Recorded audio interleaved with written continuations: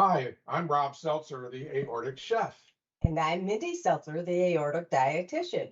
Welcome to the Aortic Kitchen, brought to you by Aortic Hope.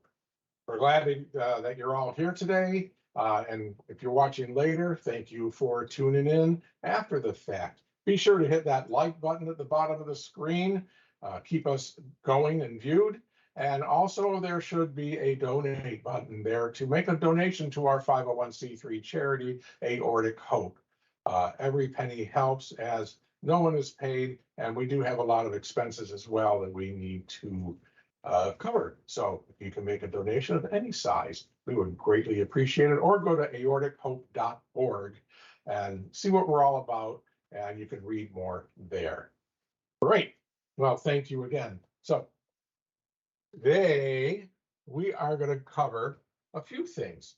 Last week we did soups, and I would like to do a review on that because some people really didn't get to see it. So I'm going to do a short version on the soups and let you know how easy it is to make healthy, nutritious soups for you and your family. Then we're going to move into salads and salad dressings. Some people have asked me about that, about how do you just make a good vinaigrette dressing for your table, for the salads and so on. So we're going to make several of those. I think we're going to make about 4 of those and 3 really nice salads. We're going to do a salad with quinoa. We're going to make a salad with avocado and citrus. And we're going to do a very interesting play on Caesar. Okay, and Mindy, you would disappear for a second and turn on the grill. Yeah, keep the camera up. Really good. No, we're not taking the camera out there. It's okay. All right. So let's review on soups.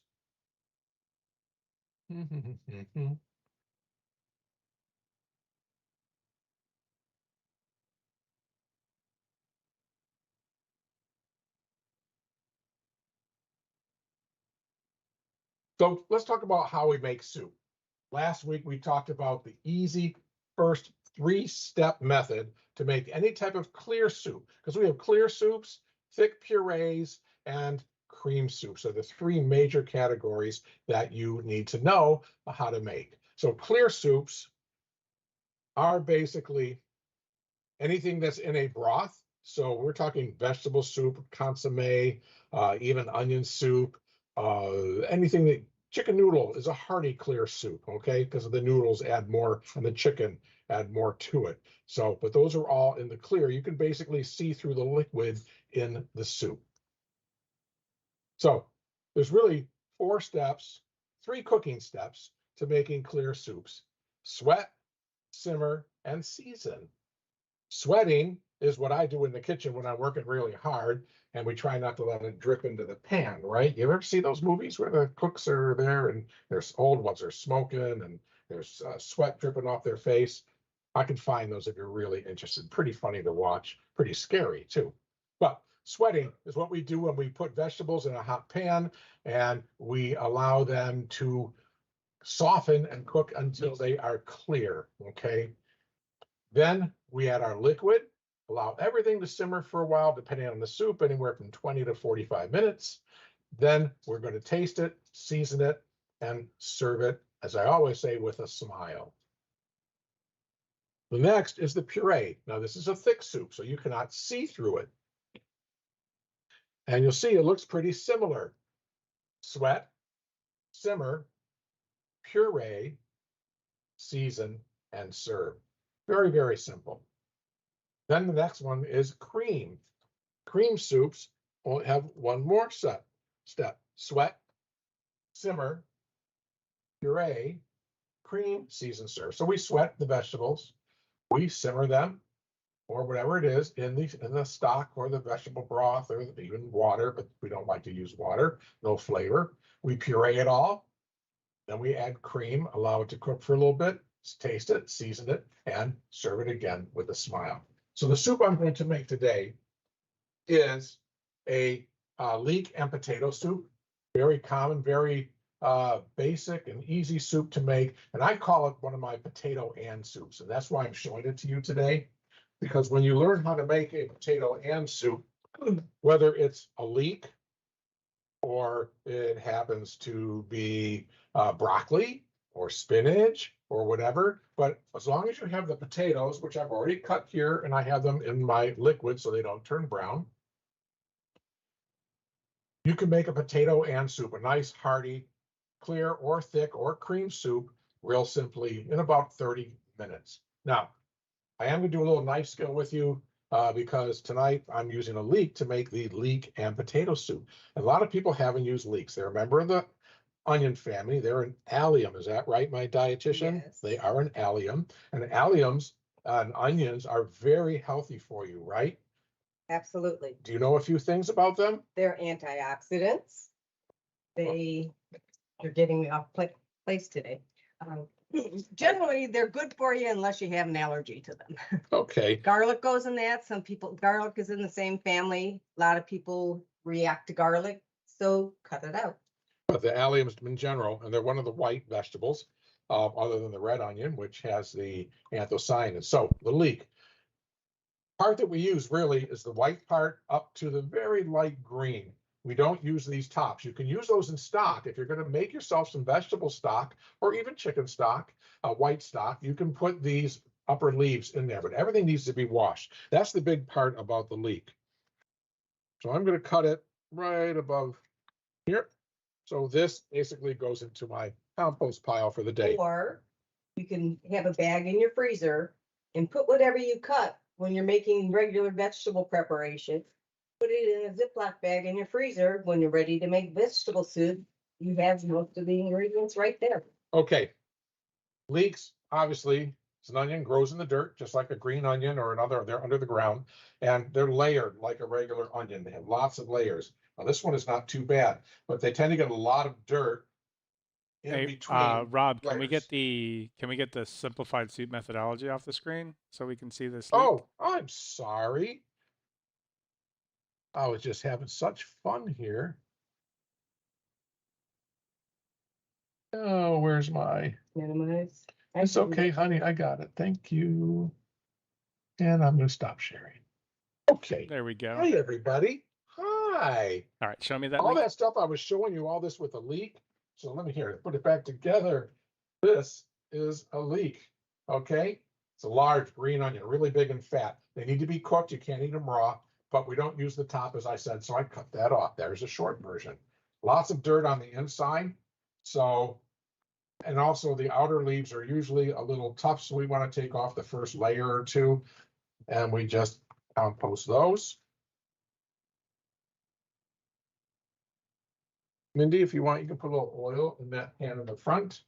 So which oil Oh, when we get can there, we use? well, we're going to use, how about the pecan oil?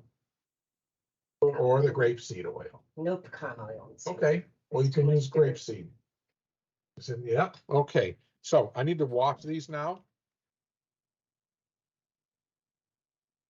You just run them under water, open up the, put it all up, make sure you get it through everything. Really pretty simple, but you do have to, we don't want dirt in our food. One, it's not necessarily healthy. Two, once you get dirt in, you can't get it out. You can't even strain grains of dirt or sand or anything out of stuff. So you're then going to have, crunchies in there that you don't really want. Okay. That's nice and clean. So now I'm going to be pureeing this. So I'm just going to rough chop everything because we're going to sweat this.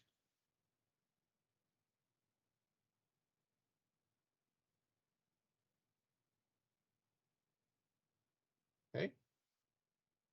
I just want to make sure they're all kind of the same size. And I've already got some onions. The ingredients in this soup are leeks, onions, potato, chicken stock. You can use vegetable stock if you want to keep it vegan or vegetarian. And then seasoning. That's it. Okay, so it's really 4 ingredients, right? Onions, leeks, potatoes, and chicken. So yes, please put the onions in. I'm going to come over with the leeks in 1 second. Melissa is asking, why not the bottom? Why not the green part, you mean, the top? I I used the bottom, Melissa. Okay, I used the white part. Okay, I did cut off the root because the root, we don't eat the root. We don't eat the fuzzy part of an onion. Okay. Now this is going to be really quick while I make the salads and stuff. This soup will be almost done. So Minnie's going to let that sweat for a second or two, about 2 minutes, 2-3 minutes. Or the heat's a little high, bring it down. Okay. Now, how much oil did you put in there? About a tablespoon? A little more than a a little more than a teaspoon. That's the dietitian dose. Okay. I think my recipe calls for about a tablespoon. I use grapeseed oil, which is one of the oils. They're okay for you when you use it in moderation. But they're great for cooking because it has a high smoke point, which is the temperature at which it starts to smoke and break down. So it is good for cooking. But we'll get into oils a little bit later. We're going to have a table talk. But honestly, good old refined canola oil is probably better for you in the kitchen. And we've been doing a lot more reading and came across some new stuff. And probably when my grapeseed's gone, I'm going to switch that to canola. It'll save me a lot of money too, because grapeseed is not cheap. Well, I could do, avocado is very expensive. Refined olive, which we'll talk about, is not too bad, but canola is probably the most affordable of all. Okay. So while Minnie does that, yeah, the onions are clear. What are you going to do? Add the broth and the potatoes. Yes, exactly. Almost there. Yep. So, okay. You turn it down a little bit too much. Okay, well, when you add the liquid, you're going to turn it back up anyways. So we can do that. I did. You're going to need to get up a little bit more. You got to bring it to a boil and then simmer and let it cook until the potatoes are done. The potatoes are done. We're going to take the immersion blender and just buzz it up, puree it up. Well, first we can look at it clear in the bowl, okay, because you can eat it like that as is. But then I'm going to puree it, and we'll have that leek and potato puree, and then we'll just cream it. Okay. Can you see the onions becoming clear? I do. Everything's soft, right? That's what we're looking for. Everything to be soft. Not quite yet. Okay, Well, just about. Okay. green's not bright enough. Okay. So let's move on. While we make that, I'm going to leave that to Mindy and let her continue. And she can interrupt me anytime she wishes. So next on our list, we're making salads and dressings. But first, we need to make the dressings, I think, before we make the salads, right? We should have those ready. Now, I'm ready to make you 1, 2, 3, 4, 5 different salad dressings, all based on vinaigrettes and some alternative ways to make some. So the first one is just good old vinegar and oil. Now, I have them here in the bottle. Perhaps you can see. I want you to be able to see the difference. You see there's vinegar on the bottom and oil on the top. Now, this is a basic non-emulsified separated dressing. Okay, just like you made it at home. All you have to do is shake, shake, shake before you use it, and then pour it on your salad. Very simple. Now, Like the old good seasons that we're not allowed to use it. right, but the difference now, typical ratios. If you go online and look at the recipes for basic vinaigrettes, they will tell you probably 3 parts oil to 1 part vinegar. Okay, 3 parts oil. So if you're making, a cup, you do 3/4 of a cup of oil to 1/4 cup of vinegar. Now, I don't like it that way. Plus, it's not as healthy. Okay, all right, then he's adding and getting ready to go. So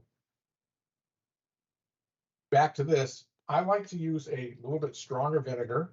Vinegar is what we call bright in the kitchen. Gives a lot of flavor. It wakes up your taste buds. The acids are wonderful, especially when we're not using salt. So one of my tricks and keys is using vinegar or acids, lemon juice, lime juice, anything like that to brighten up foods. And we would call that bright. Like if you enjoy Thai food, You know, I call that very bright food because it's got a lot of lime, it's got a lot of chilies, and those two things together make it taste just really bright and fresh. So this is made with 2 parts olive oil to 1 part vinegar.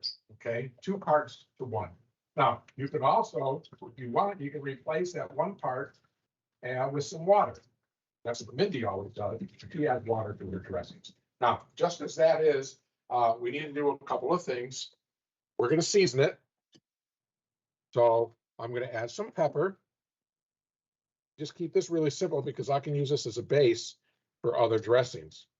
I don't want to put a lot of herbs and stuff in it right now because I'm going to use it later on one of the salads that has a lot of flavor. So I put some pepper in there, and I'm going to put a little touch of sugar. You can also use a little drop of honey. Right, you could use honey, all the sugar subs, agave, all the things that they have out there to use. All right, so what do we do with this dressing? All we have to do is shake, shake, shake, shake, shake, shake. We have what's called a temporary emulsion in the scientific side because it will stay together for a little bit and then it just breaks apart. So the more I shake, the better it's going to stay together. See, it looks like a nice emulsified dressing, all one. If we wait about 1 or 2 minutes, it will be back to vinegar and oil. Okay, I did use red wine vinegar and I used extra virgin olive oil in this one. Now, depending on the olive oil that you have, they can be very strong flavored, so you do need to be careful.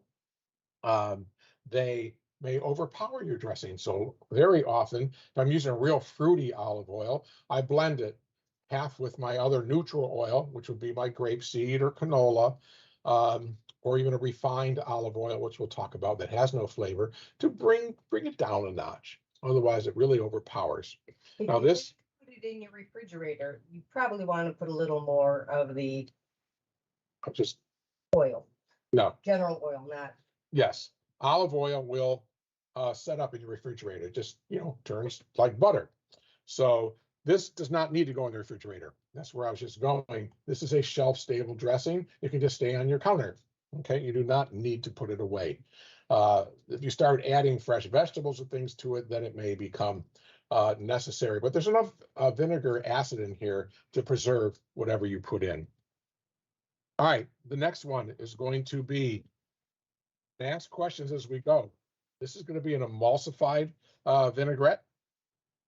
And when we emulsify, that means everything, water and oil come together as one, and they stay together as one.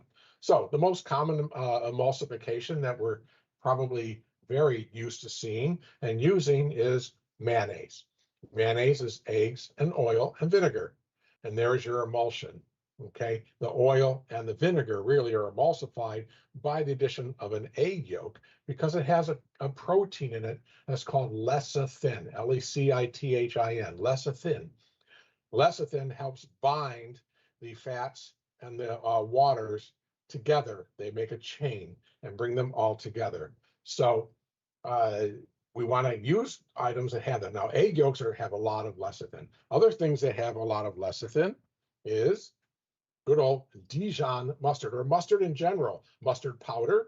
You want something with a lot of good quantity of mustard, ground mustard seed in it. The whole grain mustards don't work very well, but regular, and I prefer Dijon mustard for making dressings, not too much yellow mustard. They can make a nice honey mustard with that. But anyways, mustard has a lot of lecithin, capsaicins, so peppers, chilies, things of that nature also help bind an emulsion together. So you can take red peppers and puree them and add oil to them and build actually a dressing that way. But in an emulsified French vinaigrette, we do start with, don't spot me right there, please. We start with some Dijon mustard. I'm going to use about a tablespoon. I like mine mustardy. If you don't like them, you don't have to use a lot. I'll leave that there because I'm going to use it again. So Dijon mustard. Okay, I've got some vinegar and some oil, and you can season it now or season it later. All right. Now, I like to start. Sure. answered and I don't see her on our meeting list. She might have left. Melissa, are you still here? Did you tap on the people? Oh, I gotta Oh, Don't unmute. this Do not is unmute. this is on YouTube that these questions are coming in. Molly would like to know Thank what you. type of oils are shelf stable? What type of oils? All the vegetable oils are shelf stable.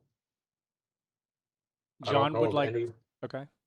I don't know of any that are not shelf stable. John would like to know what's the healthiest neutral oil. Well, if he can wait, we will get to that afterwards. But the quick answer: canola. Canola. Well, that's not a neutral oil. Yeah, it is. Well, if you use refined, see, this is a complicated question. All right, so I'm going to put a little bit of the vinegar into the mustard to start the emulsion and thin it out a little bit. You can see this. Oh, did you forget to feed the dog? Yeah, Oh, you forgot. I did. Well, anyways, you know, Morty always has to make an appearance in the kitchen. So, all right, so I've got this going here. And I hear soup bubbling in the background.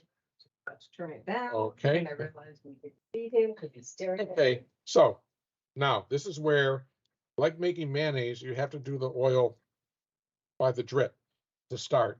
You have to build an emulsion, like building a bridge. So a little bit at a time.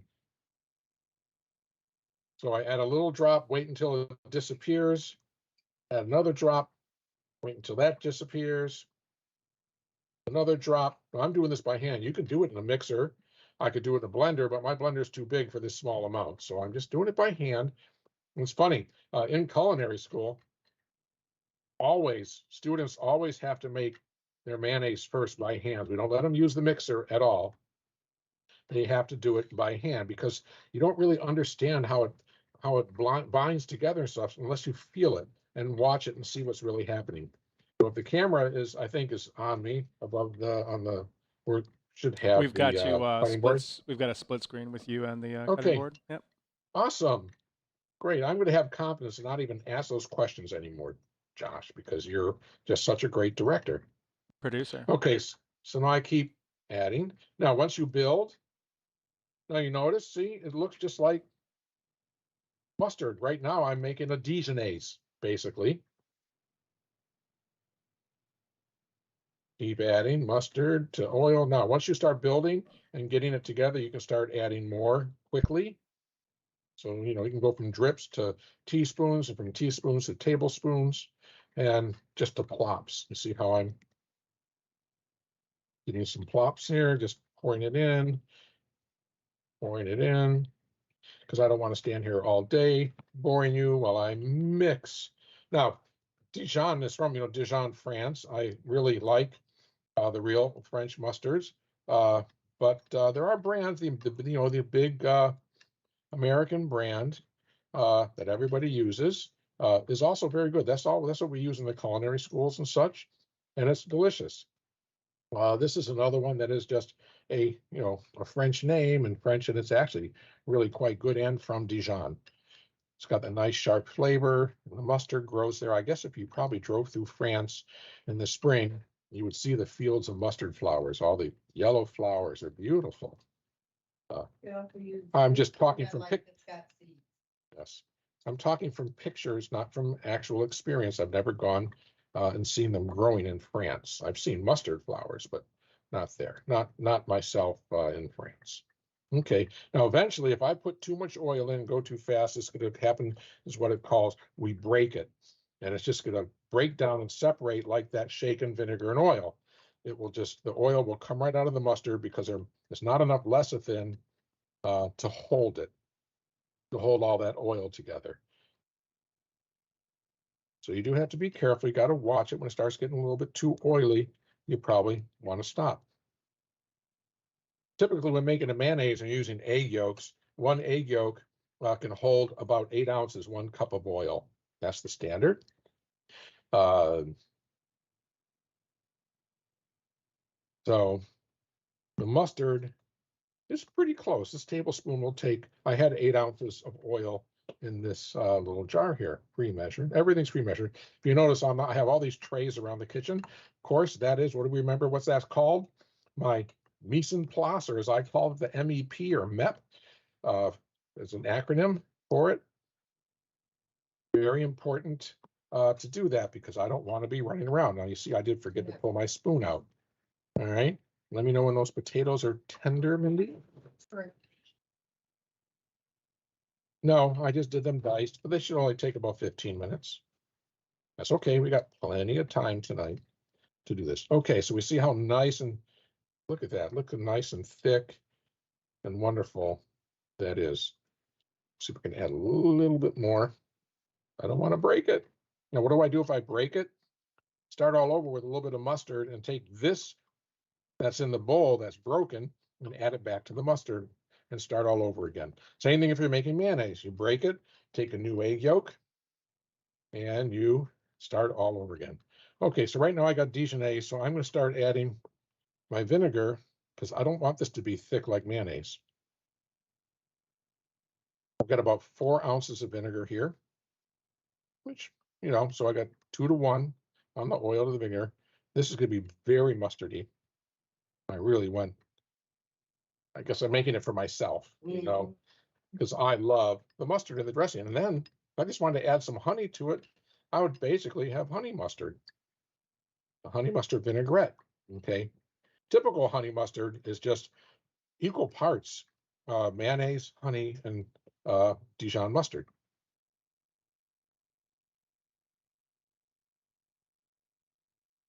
Okay, here we go. Woo, all in. Our typical, like 8 o'clock, 7 o'clock. Okay, so I want you to notice how this is all stayed together. Do want to taste it.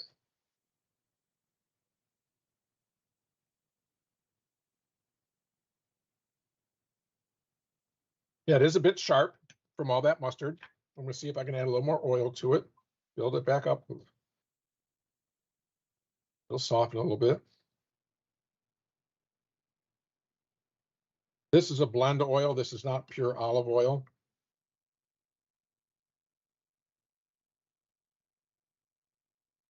Okay, see, there we go.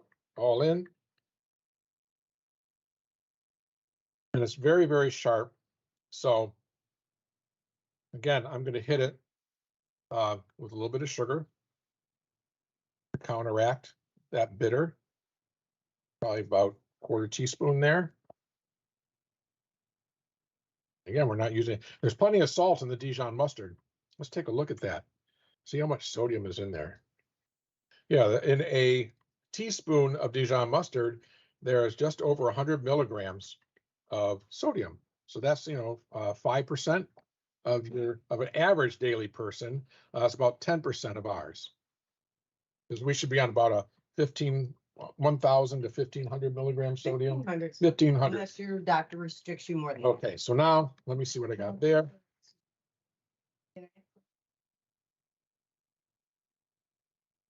Sure. All right, hold on. Here, I want you to taste. I need a second taster here.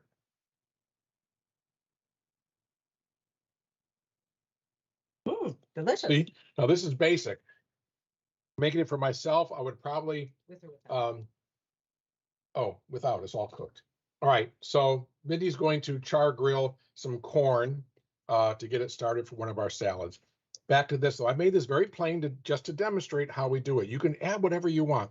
At this point, you want to add herbs. You want to add fresh basil, fresh thyme, or dry. You want to add tarragon to it. Tarragon. That's a long, old story. Rob loved tarragon. When I was in college, on everything, in everything. Everything. Tons of it. And Tons of it. Tidbit of it. Yeah, tons of it.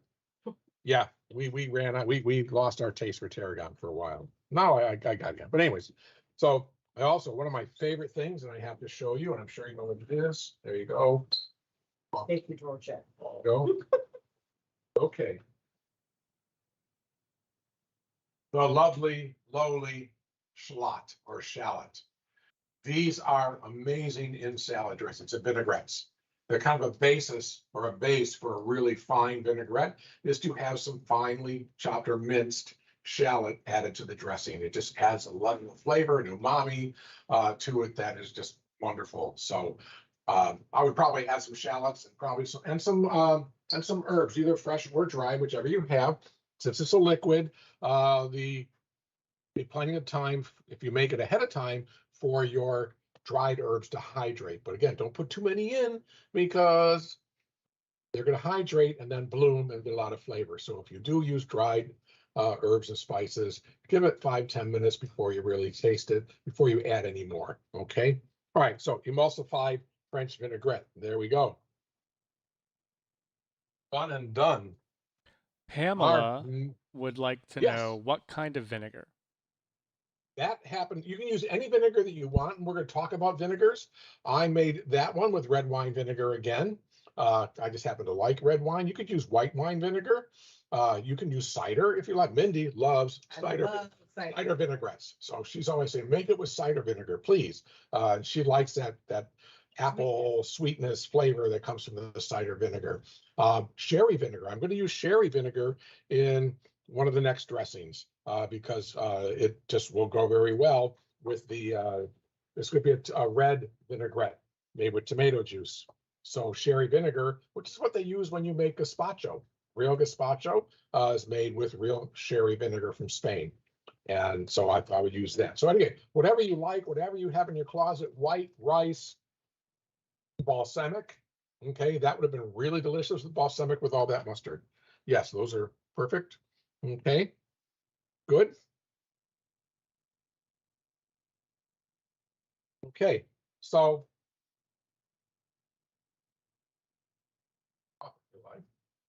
fine.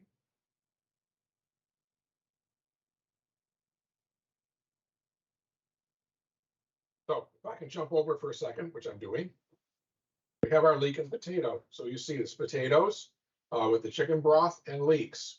Now, again, if you wanted, you could have broccoli in there. You could have spinach in there. I'm talking to the pan, sorry.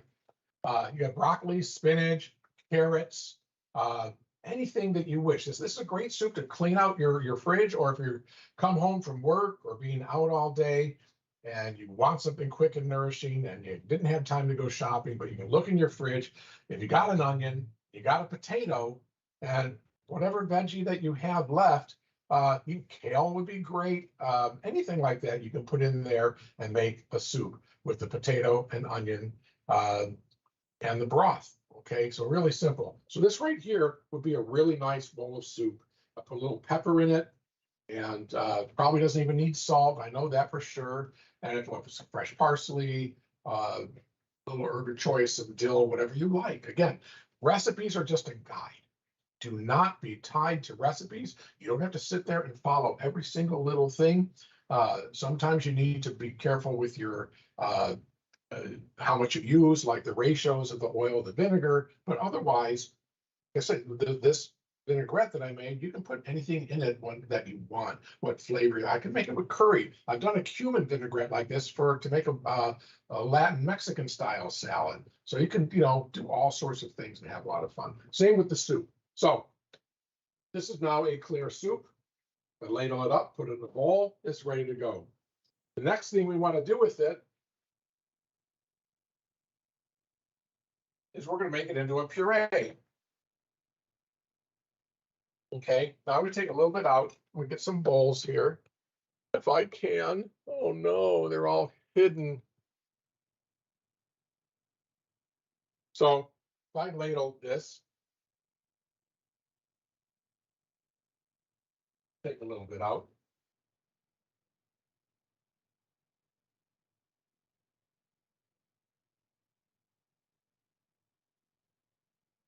So as you can see, it's a lovely clear soup in the bowl. Okay, I'm going to put this all back. I use the same bowl. I don't want to do dishes if I don't have to. Take out my ladle. My handy dandy burr mixer, and hope I don't make a giant mess. Make sure it's on low. Okay. I'll help them.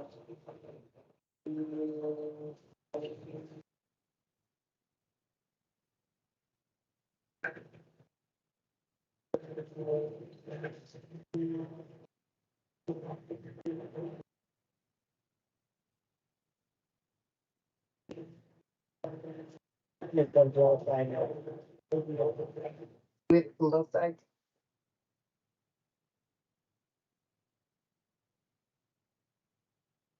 Okay, we're getting there now. Only take a couple of seconds.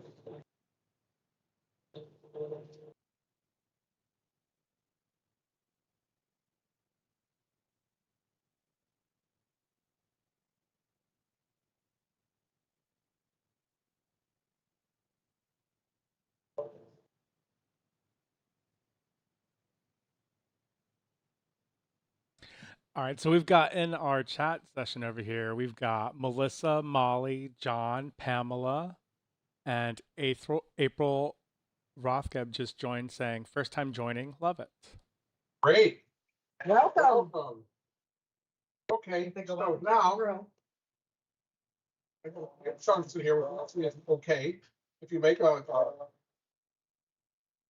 puree like this, you can leave a few pieces of the vegetables, whether it's the potatoes or the broccoli. Okay, now it'd be good if you made it with deeper. Okay, there we go.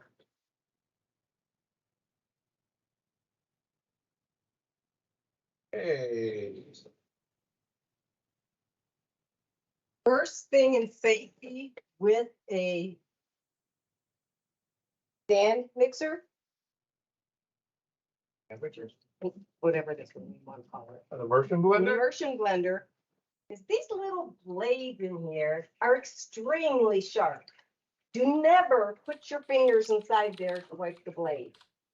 Ask my daughter, got 2 stitches in her finger for accidentally not separating it and unplugging it and accidentally turned it off. Well, I don't. Back to the room. So here we go, our puree soup. Lovely. And that'll stay together. That won't separate. Now you have this is a traditional French leek and potato soup. Seasoned with a little bit of pepper.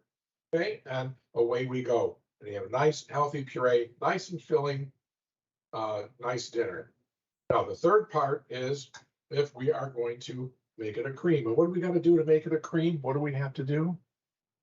Really simple. I don't think I have to demonstrate it. Just pour some cream in, stir it, season it, let it heat through, and you have a cream soup. Now you can use cream, you can use milk. If you're trying to make it vegan, like we use a vegetable broth, you can use almond milk, you can use cashew cream, any of the alternatives that you want. You can, if you're not, you can always, melt some cheese into it, a little goat cheese, a little cheddar, anything. Again, once this is made, flavor it any way that you wish. We can add a little bit of milk. I got some milk here.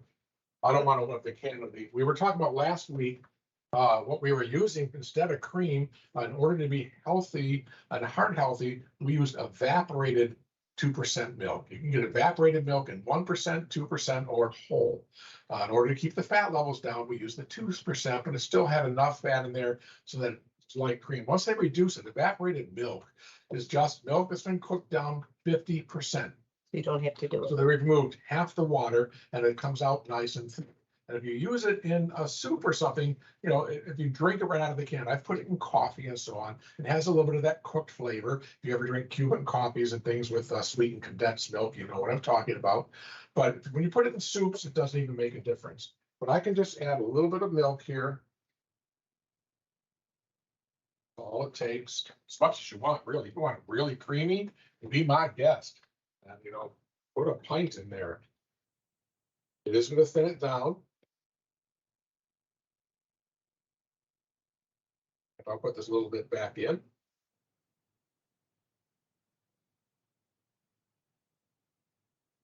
So Rob, you made this nice hot soup out of potatoes. But it's summer and it's really hot. So how can we have this same potato soup summertime? Okay, so one, see how it looks nice and creamy now with the milk? Well, I'm sure you've heard of this soup before. If we take this leek and potato with the cream in it, and we chill it down and put it in the refrigerator and serve it tomorrow, we can be very elegant and have it put in a chilled bowl, and you will have fishy swaz for your lunch and or dinner. You can serve it chilled. And actually, most soups can be served cold as well as hot. Just be aware when you season that cold restricts, dulls the seasoning. So you usually have to over season if you're planning on serving something cold. Or when you bring it out of the refrigerator and taste it first, you'll need to season it again to bring up those flavors. But yeah, this would be Vichy Swas, which is a great soup. Okay, Cindy, would you like some soup? Actually, I'm too hot right now. Okay, what do you want? But Some soup? you could take the potato soup, a little bit in a bowl, put some avocado in it, and you can make a yin and yang sign in the bowl to make it extra pretty. Or puree up some watercress or half of it. Okay, I told you the dogs have to make their entrance every time. Okay, so the soup is done. Next in line is I'm gonna make our tomato vinaigrette. Real simple and easy. This one I'm gonna do in the blender. Okay, I'm gonna take everything over. So I have sherry vinegar. I have tomato juice. This should be a little bit over a cup. There should be half a cup of vinegar. I have same amount of olive oil, and then a little bit, this is a tiny bit of Worcestershire and hot sauce. Okay, so it's kind of like a little bit of like a Bloody Mary I'm making, but just a little bit. The Worcestershire, why do I want to add the Worcestershire? Because Worcestershire has a lot of sodium. It's made out of anchovies as well as other things, so it's not vegan, by the way. But this amount is insignificant. You put this in there, it's not going to raise the sodium levels anywhere, but with the secret that I mentioned is that it's made with anchovies. Anchovies are a food that are high in umami, umami, umami. They've called it the fifth taste: sweet, sour, salt, bitter, and umami. And it's the savory flavor that we look for. That's a buzzword now in kitchens. It's been a buzzword for the last 5 years, 10 years or so. Everybody's talked about it. They really discovered it in Japan. It's found, soy sauce is very rich. Mushrooms are very rich. Things like sun-dried tomatoes. The crust on a steak when it comes off the grill is got tons of umami, and that's why it tastes so good. It's basically glutamates. You've heard of glutamates, monosodium glutamate.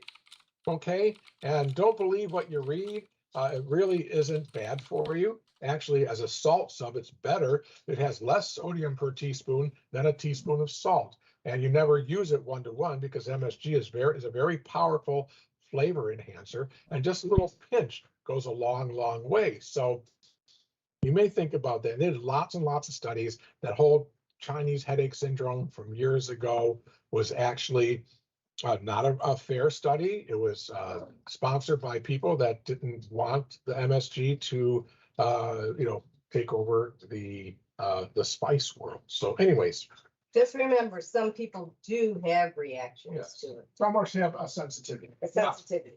When you're making these things in the blender, hopefully we can see the blender. We should be able to. It's pretty far off the frame. It's good though. Okay, I can move it towards the frame a little bit here. Hold on. Just get some things out of the way. There we go. Much better. Okay, sure, thanks. Okay. I hope so. Now, we're making them in the blender. This is really simple. Now, if you're making mayonnaise, you want to drizzle the oil in, but this is a high-speed blender. Yeah, we can swap. Okay. Then he's gonna do a little work here for me. There we go. Get it right in the middle of the action here. So, really, at this point, everything can go in at once. Oh, this is John sherry loves vinegar. your shoes, Mindy. That's Mine? sherry vinegar. Thank you. This is my little umami shot. That's olive oil. That's full olive oil. And I will be posting these recipes, by the way. You can find all the recipes that we do here on the Aortic Kitchen on the aortichope.org blog. So go to aortichope.org, click on blog, and you will see posts from me, the aortic chef, on with recipes and discussion about the things that we Do you want that? did. Do you want Sorry? V8? No, I want tomato. Thank you. We drink the V8. Oh, It's all gone. okay. So Rob's using, we'll lie, Low sodium tomato. low sodium tomato juice. I did a study at an AARP convention. They hired me, Campbell's hired me to sit and just pour tomato juice. They had low sodium and they had regular sodium tomato juice to see which one the consumers liked. And I had to keep tracking. I had to make a third column. And the main reason the third column is for is people taking a regular tomato juice and salt and blending it together so they can get a moderate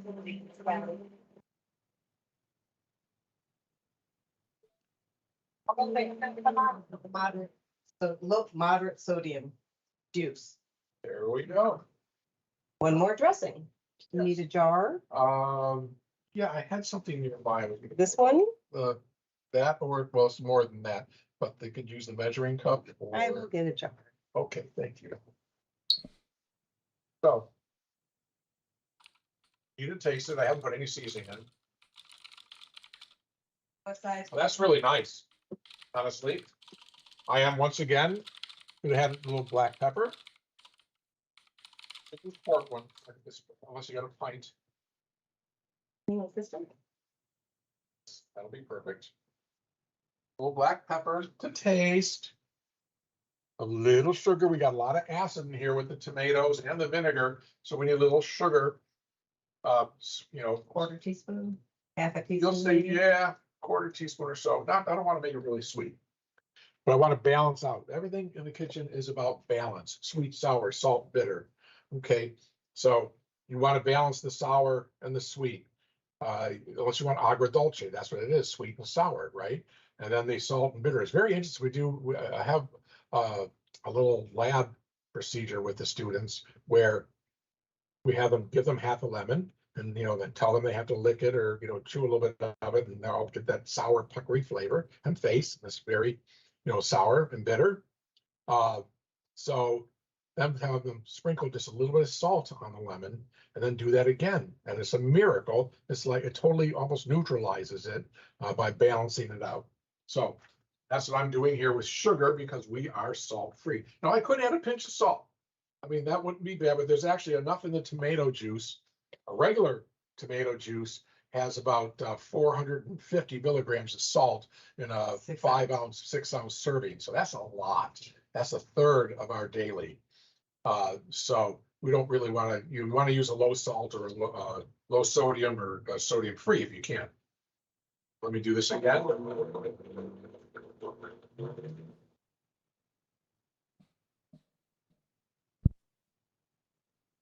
So Pamela says, I like organic half and half in recipes. Fabulous. Okay. Or half and half is good if you don't have a fat problem, but if you have a cholesterol or a high LDLs, half and half is not good.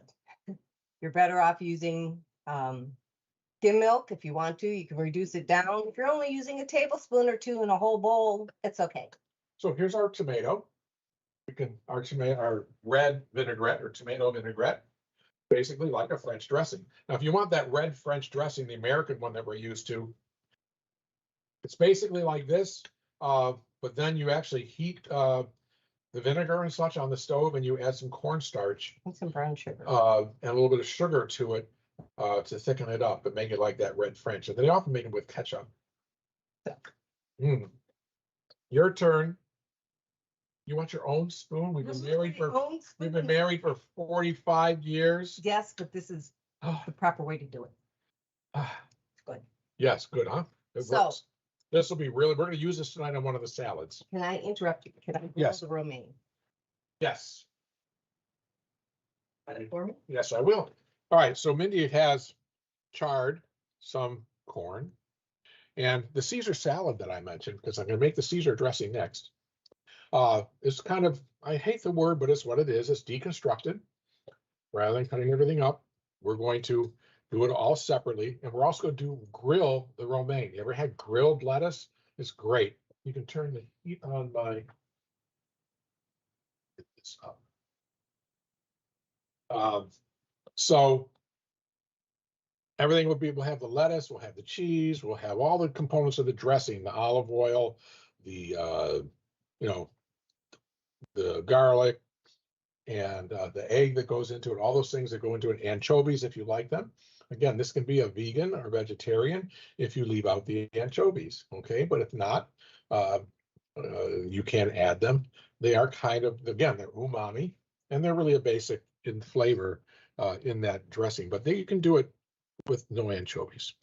Okay, I'm going to cut off the bottom of that lettuce. We want it to all hold together. Lose a couple of leaves.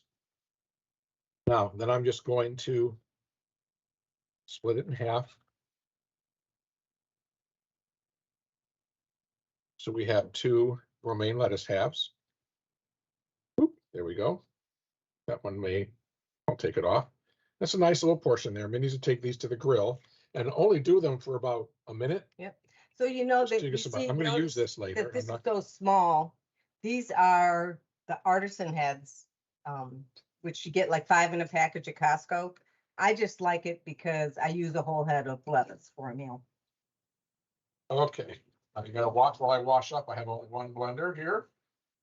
Maybe I can, one day I will afford a second blender bowl. We'll just do a quick rinse here. All the same stuff. Okay. All right, while you're cooking, I want to tell you all of the things that Molly loves. All right, so we're walking through things, and we talk about you making some soups and salads, and Molly goes, "I love salads." Yes. Okay. Don't we all? I pegged you for a salad girl there, Molly. And then I she kind of knew said, that. "I love bright and spicy." Yes, absolutely. Then she said, "I love Dijon. Ha I love More. shallots. Yes. I love Cuban coffee." You know what I'm going to say? I'm going to summarize that for you, Molly. You love flavor. Yes, she says, "I love umami." Right. Flavor, flavor, flavor. Okay, this next one is going to be really interesting.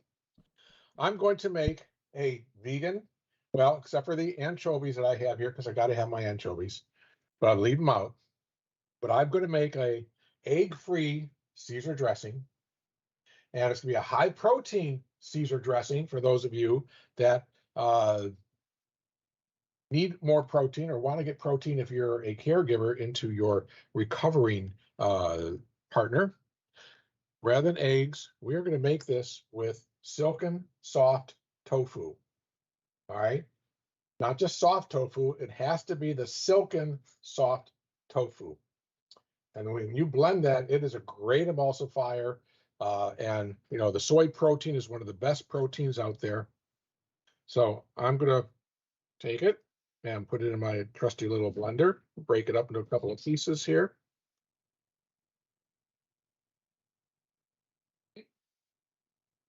So as Cynthia you dropped see, in I to did say a hi. light grill.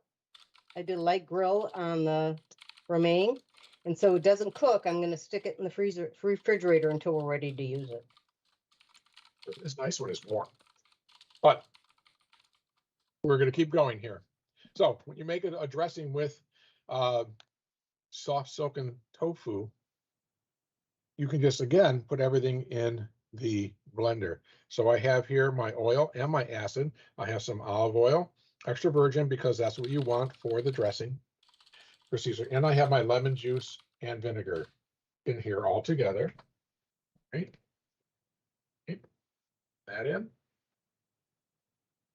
I'll have my chopped garlic. We got to have garlic in Caesar dressing, right?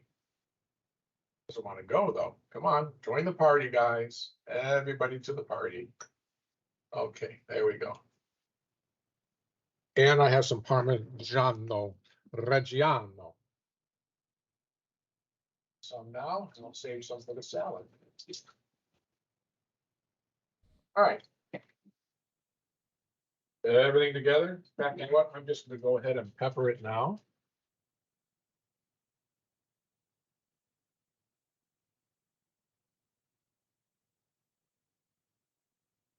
Okay.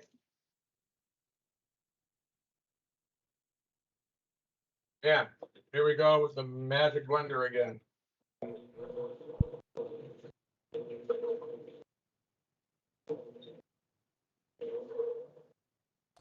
So Cynthia dropped in to say, I love Molly. And then our Say very what? own Hold Karen. on, Josh. Oh, you guys can't hear us? Oh, this was it over here. I can't hear him. Oh, okay. See how it's all blending together here? Oh, now what? You may want it best, one of the high speed. Vitamix is the big brand. This is called Beta Run. It's up from Costco. It's a little bit No, it wasn't. It's Amazon. Amazon. I mean, the Vitamix is at Costco. Right. This we got from Amazon. It's pretty much very, very similar. Same size motor, everything, Doesn't have the heat. and about half the cost. So, but you know, smoothies are a great way. If you like drinking smoothies and you have protein powder in the house, whether it's whey protein or pea protein, it's a great way to get some calories, some fiber, and some protein in a quick, easy to go way. You can make them white, you know, smoothies, white, green, whatever you want to put in them. Okay. So, Josh, what did you ask? Oh, I was saying that Cynthia dropped in to say, I love Molly. And then Karen dropped in to say, I love watching the demonstrations, but really love learning about the ingredients even more. Thank you. yum. Oh, I know what I'm missing. Anchovies? I'm missing my anchovy. You can taste before I didn't put it in. All right. So Karen says, question that doesn't have to do with this. Can you substitute shallots for garlic? And if so, is it clove for clove or a different measurement? They're really not the same thing. She's allergic to garlic. So you can substitute them, yes. But depending on what you're using them, if you're using it in a cooked application or a cold application, you probably use a little bit more of the shallot. You know, I used to, when I didn't have shallots, I used to use green onions and garlic as a substitute. I'm gonna put my anchovy in here, guys. Goodbye, little fish. 2 anchovies. No, the other one's for the salad. Ah, so 1 anchovy. One anchovy in the dressing, and there'll be one on top of the salad. Okay.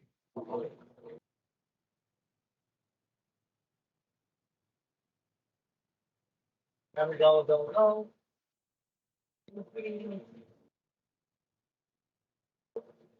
Sorry, Are you putting any cheese in there? there is cheese in there I already. didn't see that. I Oh, missed that step. I was about something.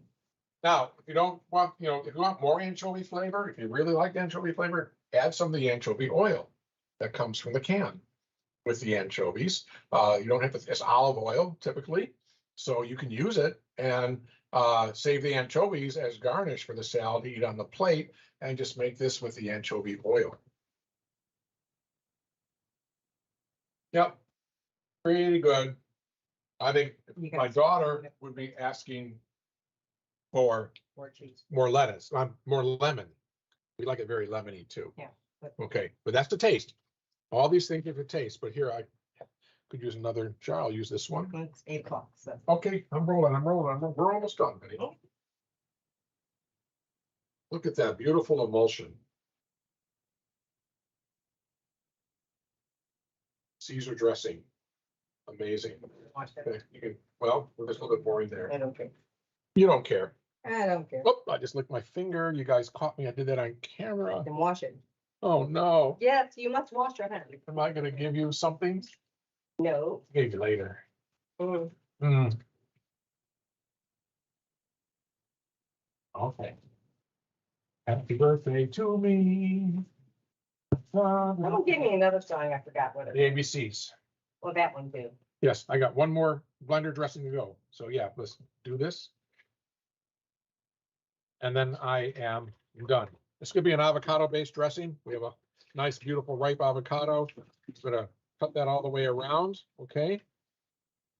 you haven't done avocado, give it a twist. There we go. Give it a whack.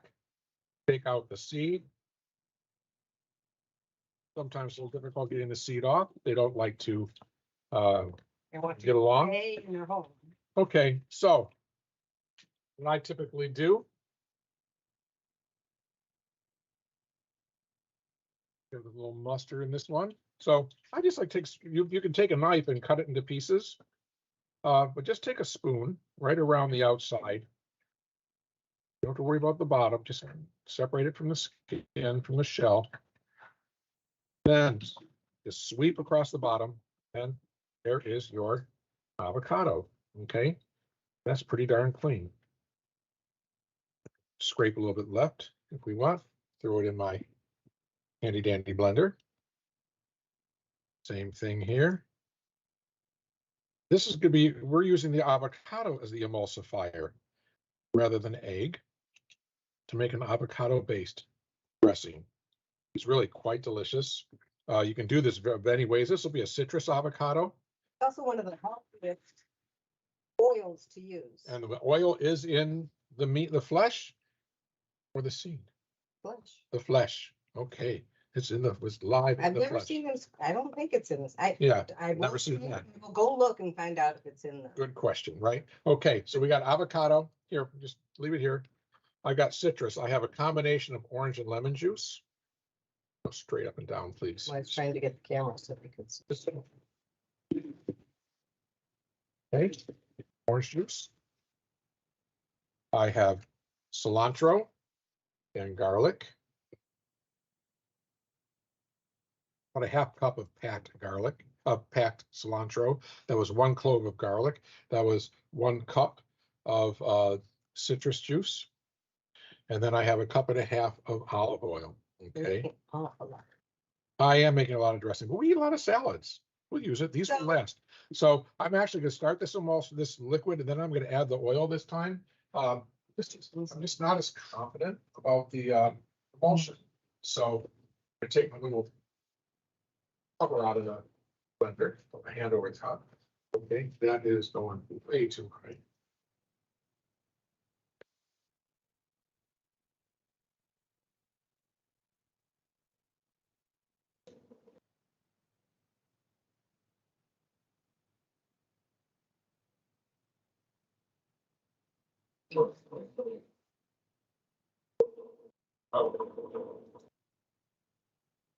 And just slowly.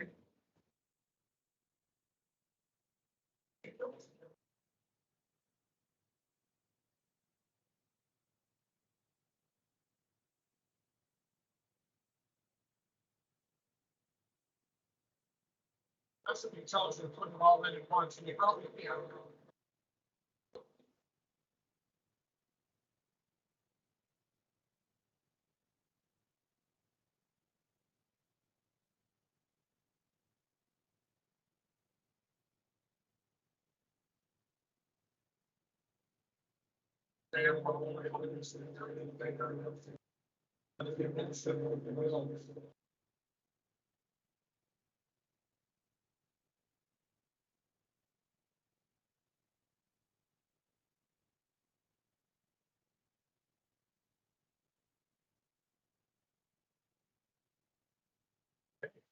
Oh.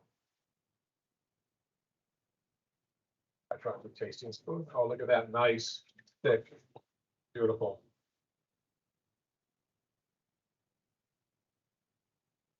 That's nice and citrusy. It has a real olive oil flavor. You look at the thickness. It does need a little something. I think it needs some pepper. I would like to add a touch of salt to this one. I taste definitely salt. Okay, Mindy says no. I got the tang from the citrus. Oh yeah, the citrus is there, definitely. Now you can play with this, make it all orange juice, make it all Lemon. juice. Don't put any citrus in, use vinegar. That might be what it needs. Just a little shot of cider vinegar. And I think it'll be good to go. we're working with food, so we never know. It's our, you know, it's nature, everything is different. Teaspoon. Yeah, it depends how, you know, strong the garlic is, all the different things. Oh, good touch.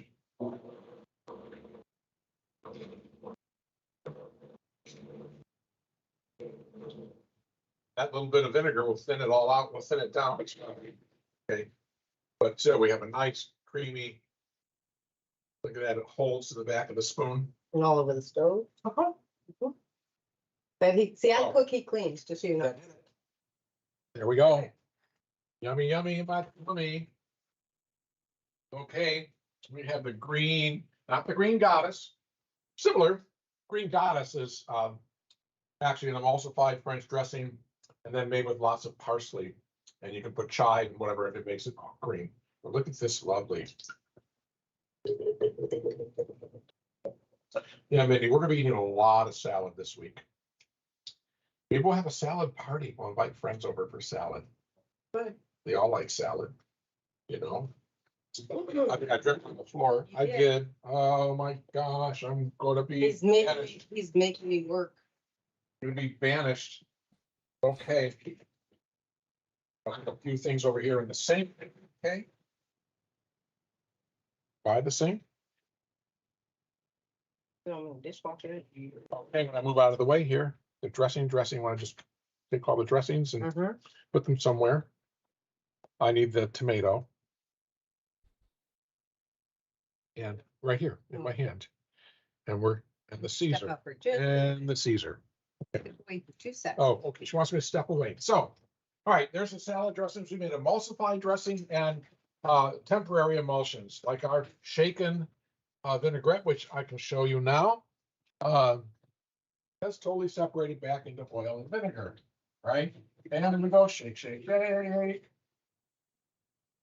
And bring it all back together again. Now, if I put again a little bit of mustard in there, which I do all the time, it would hold together. I didn't have to go through the whole process of the emulsification of the whisking.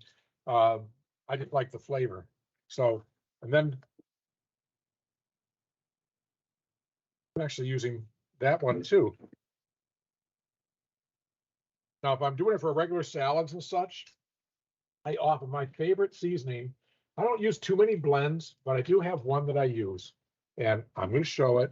And I'm not, you know, I'm not paid by these guys or anything, because you probably can't find it. This is Lowry Salt 317. You've heard of Mrs. Dash and Mr. Dash, and there's other, you know, salt substitute blends.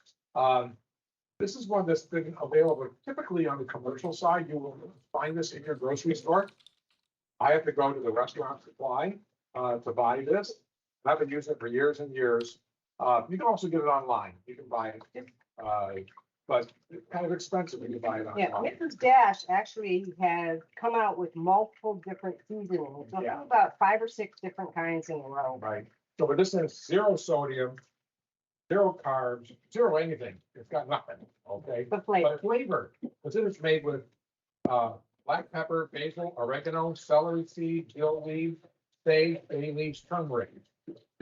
Garlic, carrots, ground onion, minced onion, acid, toasted sesame seed, red bell pepper, orange peel, a little cornstarch, parsley flakes, and lemon peel. So this is just packed with flavor. This is our favorite fish seasoning. When we grill salmon or something, this is all over the top. This is in the sink, and they went down the garbage disposal. Which dishes? Oh, did you get a bowl down there? Glass jar. Oh, Mindy. Not me. Me neither. You put it in the Hey, sink. we're back here. Okay, well, we'll argue later about put it in there, but how are we gonna get it out? And don't tell me I gotta take the disposal apart. Master Mindy has it. Okay. Those little bowls are those little things. Okay. Let's move because we're running out of time. There's another bowl for you. Oop, see that? You need to stop and let me clean. I can't stop. I have to keep going. All right. Okay. Copy. Yeah, I'm not going to anymore. Thank you. Okay, so let's go. So the first salad is, well, let's see, we will do let's do the quinoa salad first. So Think about salad. I have a lot of friends that say, "Oh, but I eat salads every day, and I'm not losing weight." And I said, "Well, lettuce doesn't have a lot of anything in it, especially if you use iceberg. Romaine has a little bit more. If you use kale, you're going to get a little more nutrients from that. I'm not fond of fresh kale. Spinach salad is a good option." I want you to just notice, Mindy grilled, lovely job grilling the corn. Now I'm just shucking it, just taking a knife and just straight down each side and cutting the corn kernels off. Now, do I want to throw away this corn cob? Probably, actually, no, I probably will. Might go in my compost. This could take 10 years to break down. But what can we do with this corn cob? You could put it in the food processor and see if it'll chop it up, and then I can throw it in my garden. Oh, in my blender? Yeah. Well, that would be one thing, but there's another thing we can do with this, which is really special. We're going to put it in the freezer with the rest of our vegetables that we're saving for vegetable stock. Corn cobs are packed with flavor.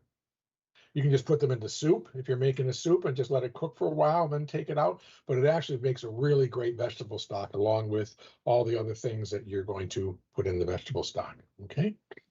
Wherever you want to put it, honey. Okay. Molly says, I love grilled romaine. Does she love grilled corn? I'm going to go with probably. Karen Okay. says, if I have a garlic already, what would you suggest using to help with flavor? Garlic. What? Allergy? She's allergic to garlic. Well, you can use anything but garlic. Are you allergic to all alliums? So you're allergic to onions or shallots or green onions, red onion, any of those things, or is it just garlic? We're going to wait a few seconds for her to hear the response. Yes. Molly I got quinoa says, here. I'm Yes. famous for my Caesar salad and dressing, says my family. Absolutely. They say I make the best. Everybody, it's a personal thing. You make it the way your family likes it. So quinoa. Now this happens to be a tricolor quinoa. This is regular white quinoa, red quinoa, and black quinoa all together. You don't want to overcook quinoa. You want to cook it just until. Yep, a little higher. A little higher. The delay is a little tough watching this. Honey, this camera. Okay, I can put it. Minnie says, put it on the cutting board. Okay, there. So you want just when it sprouts. There's little sprouts that come out when you boil the quinoa. You don't want them to break down and get real mushy. As soon as it starts to sprout like this is when it's done. Okay, so this quinoa is done. I got about a double portion here. I have some raisins. What is this? Our quinoa. That's the emulsified, the mustard vinaigrette. Oh, okay. I have some. I do have a bowl of veggies somewhere, honey. Are they in the refrigerator still? Oh, there they are. Over here. Sorry, we moved it. All nice and hot now. Camera. I know. Excuse me. Right over here. So you can put the corn in.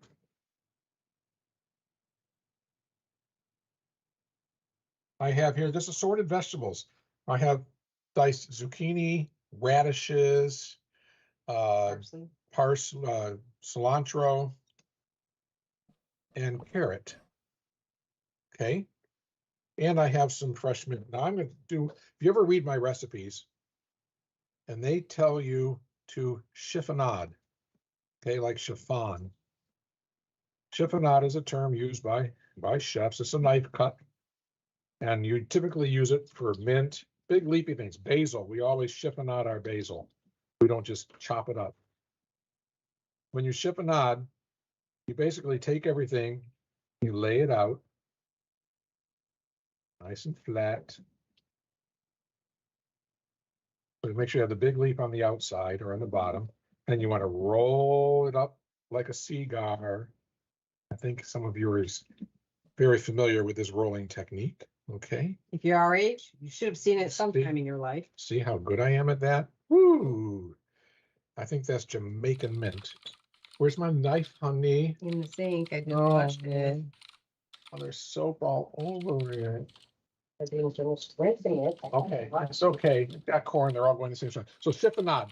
Once you have your nice rolled up cigar, then just cut straight across it and make ribbons.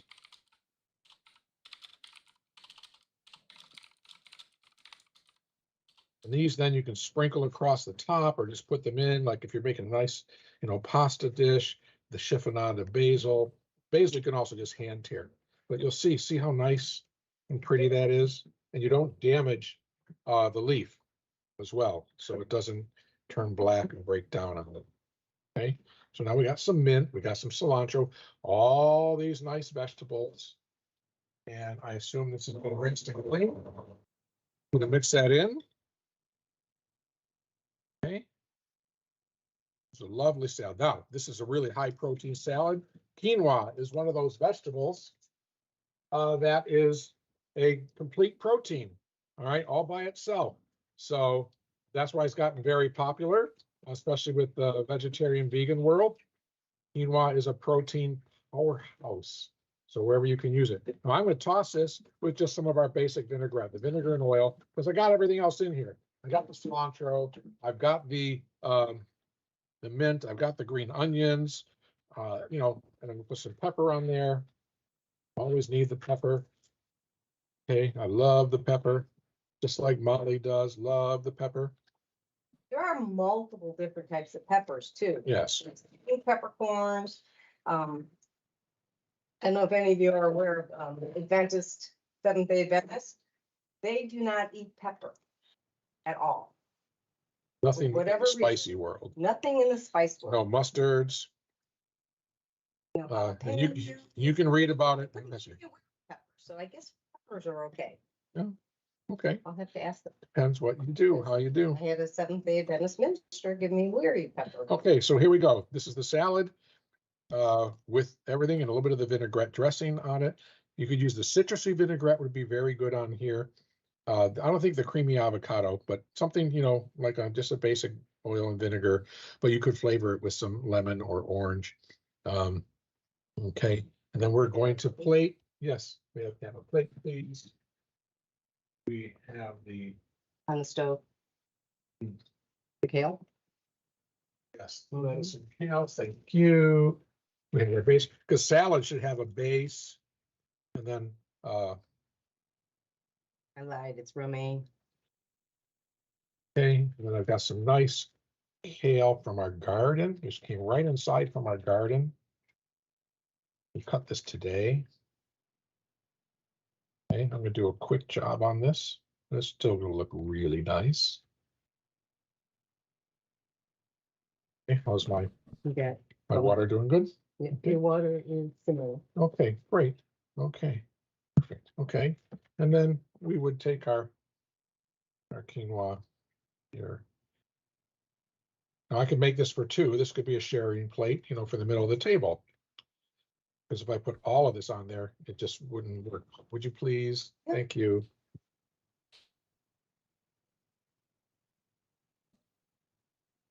Okay. We got a lovely little quinoa salad here.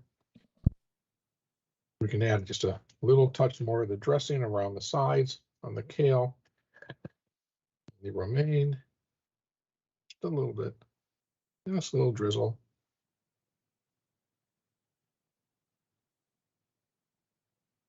So everybody has some flavor. Okay. All righty, there's salad one. Okay, so Karen says garlic is specifically what she's allergic to. Okay. So flavor Well, alternatives? Shallots and onions, other alliums. Shallots, onions, and other alliums. And then Yep. John Brenny has asked, can you make quinoa in a rice cooker?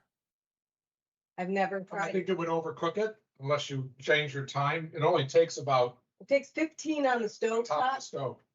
So in a rice cooker, which might have more pressure, it probably might only take 5 minutes. Oh, forgot our garnish. Edamame to put on top. Go ahead. Molly All right, says, the next. I love lemon. Lots of lemon on everything, even there you go. popcorn. Lemon pepper on popcorn. That would be good. Okay, I have another avocado here. We're going to do an avocado salad real quickly.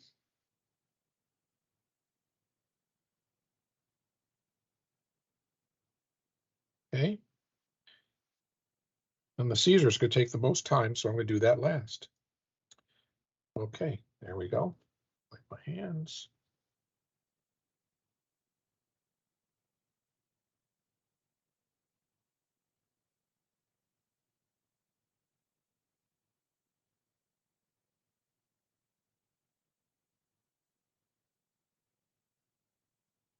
Tap, tap, tap.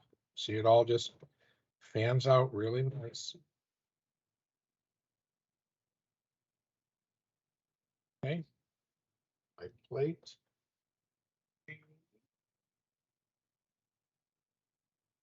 For lettuce.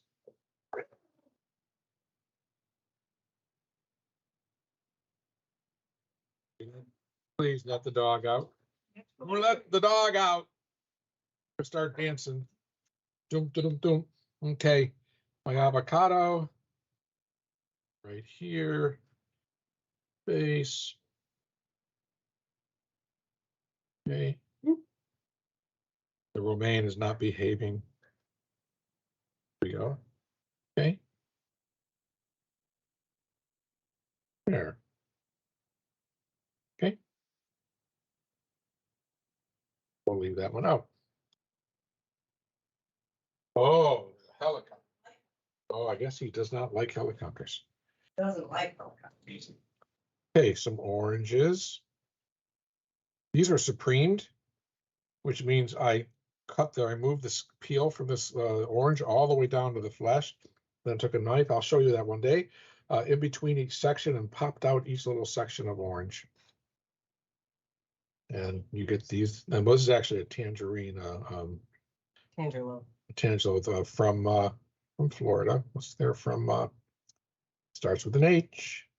At Harmony. Yeah, it's Mindy's task now to remember that. Okay. Thanks, dear. Okay, I'll save you some. Hamlin. Hamlin oranges. Maybe. Okay, maybe not. And we have some watermelon. Oh, it's on the counter. I have it with me. Okay. It's really a little bit big plate. We could do this smaller. You use a whole avocado, but you know, a whole avocado is really a big portion for a person. Quarter of an avocado is a portion. So we're just going to drop some watermelon on here. It's a nice fruity vegetable salad. Okay. Okay, another little piece there. Right. Okay, don't keep reminding me about the time. Thank you. Okay. We're going to use the tomato dressing on this one. Which I do need to. It's not a emulsified. It's a temporary emulsion. Okay. You. A little ladle.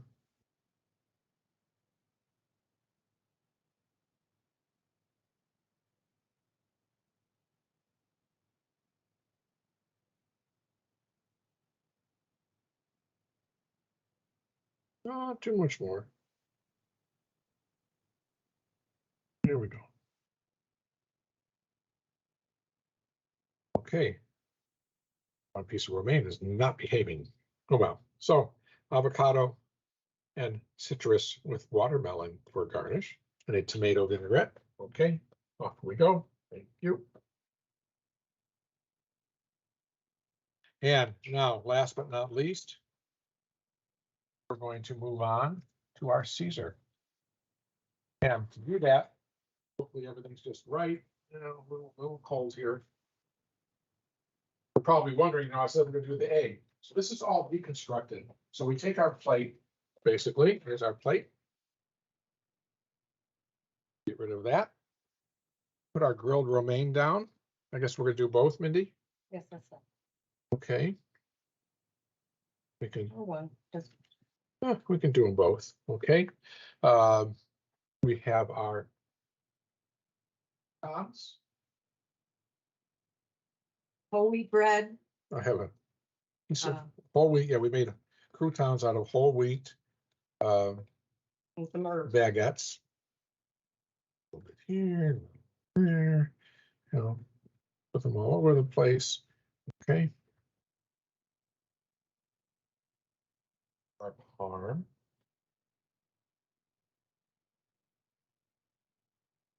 The healthiest cheese is Swiss cheese. Lowest sodium. It's the lowest in sodium, lower in calories too, but pay attention because there are different types of Swiss that are higher than others.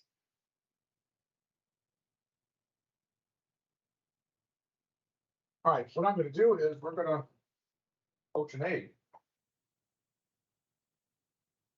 Serve this with a poached egg. You want a spoon to stir it? Nope, oh, yeah. I got one. I got one. Okay. So my water is just barely bubbling, little champagne bubbles. Now we're gonna, if you're making just one, you can do this, tornado method or hurricane method, where you stir, stir, stir, and then if you can see past Mindy's arm.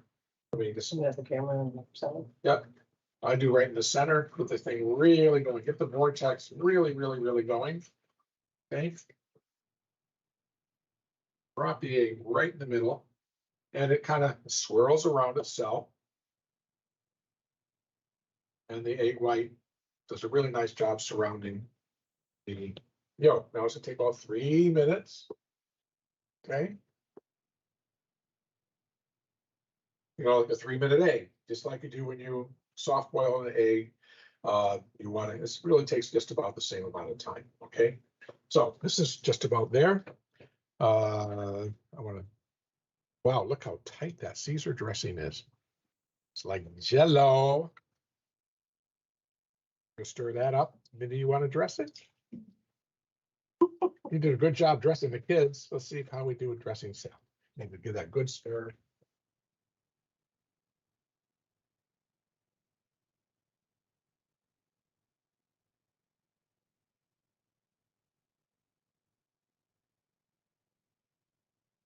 Water is the perfect temperature. You want it right around 205.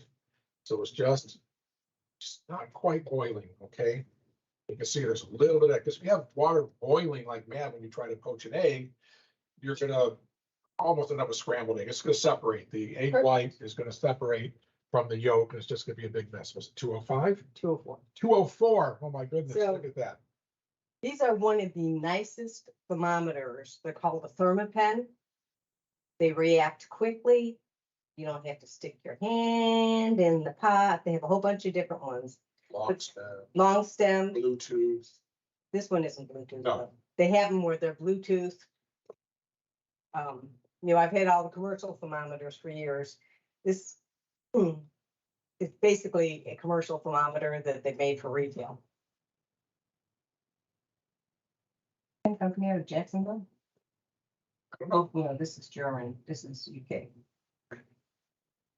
Almost there. We like to sometimes help it along and take a little ladle and just a little water on top, help that go.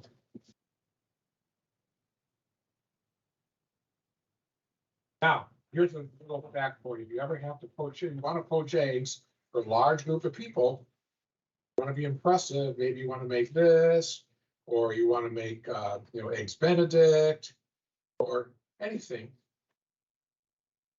Just so you know, you can, just like you do with hard cooked eggs, you can poach all the eggs you want in advance, take them out of the water, drop them in ice water. Nothing will happen to the egg, it's all protein. And chill them down and then put them in the refrigerator. You can do this the day before. I did eggs Benedict for 2,500 people.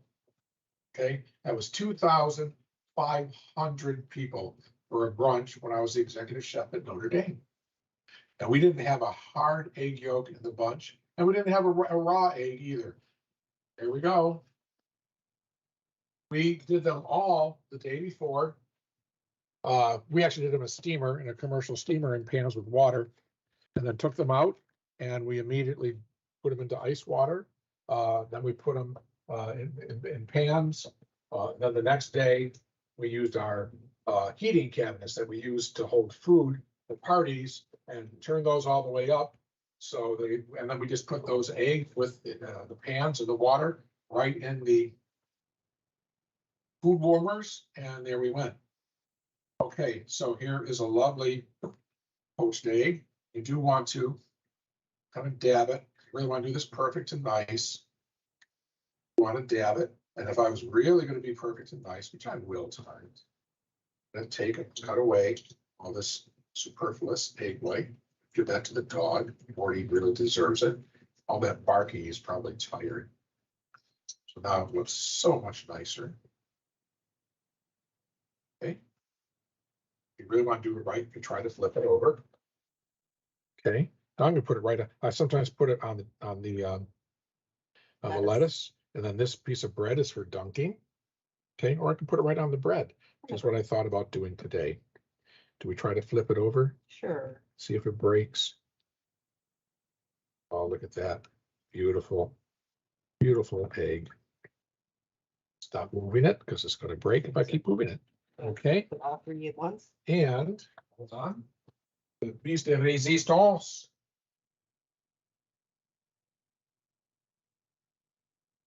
V. Okay. Now, put some around on the plate. And I also, if you want, I would garnish it and serve it with a wedge of lemon, especially for Molly. We like that real lemony lemon. So do we. Lots of lemon in our Caesar. So you can put some lemon wedges on there as well. But there's a beautiful deconstructed Caesar salad served warm. Okay. And it's delicious. It's a great plate. We've done this for brunch. Our friends have gone absolutely nuts for that. So we are going to move into the other room. We're going to reset for a second. We're just going to turn this camera around. I'm going to bring a computer over. And we do want to talk to you. If you want to stay and listen, we're now going to get into some of that technical stuff for you. The things that we've been talking about that we would talk about a little bit later. Okay, Josh, that one camera went away. That's okay. And yes, we have this camera working too. Okay. Whoop, I don't want to knock it over. All right. Here we go. All right. So Catherine says, I've got to buy a Thermapen. Molly Yes. says, can I come to your salad party? And, Absolutely, Molly. Anytime. and John Maybe You have says, to come before the end of July. yeah. And John says, Yeah, look fantastic. Thank you. Mindy, why don't you disconnect the camera on the end of the stove? Or you can do both cameras, actually. What, this one? Yeah, that one up top. Just close the computer or whatever. Close it up. I was just gonna unplug it. That's fine. The camera's on you, honey. Is it still live? Yes, we are still live. That was my daughter. Bye, The daughter. better parts. That was Danny. Danny, our daughter. It's okay. Hey, Bella's in there, Mindy, and the other stove one. Your camera, your phone. Oh, I got to turn mine off? Yeah. I can do it. Whoop. Is it off? Yep, all gone. Okay. Is this one good? Josh, is I this think one we need to okay? Move back just a little. Because we're Yeah, cutting if you can off. pull it back just a little bit, that'd be good. There you go. Okay, That's it? put it down. Let Looks me like see. we're in an earthquake. Yeah, you gotta actually come on this side and then tilt it up. Oh, There you go. oh, perfect. Danny, close your door, please. Thank you. Oh, the fun of YouTube. All right. Okay. So I'm going to minimize this a little bit because I need to bring up something. So we're going to talk a little bit about the oils and the vinegars that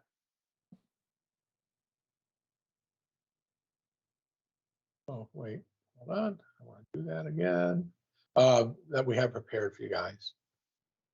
Okay, that I can get rid of. And here we go. So, oh, hold on one second. I'm trying to get things a little bit set up on the computer here so that we can see everything that we need to see.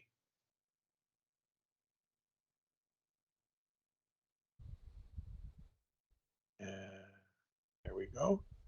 And we can do this and go from the beginning.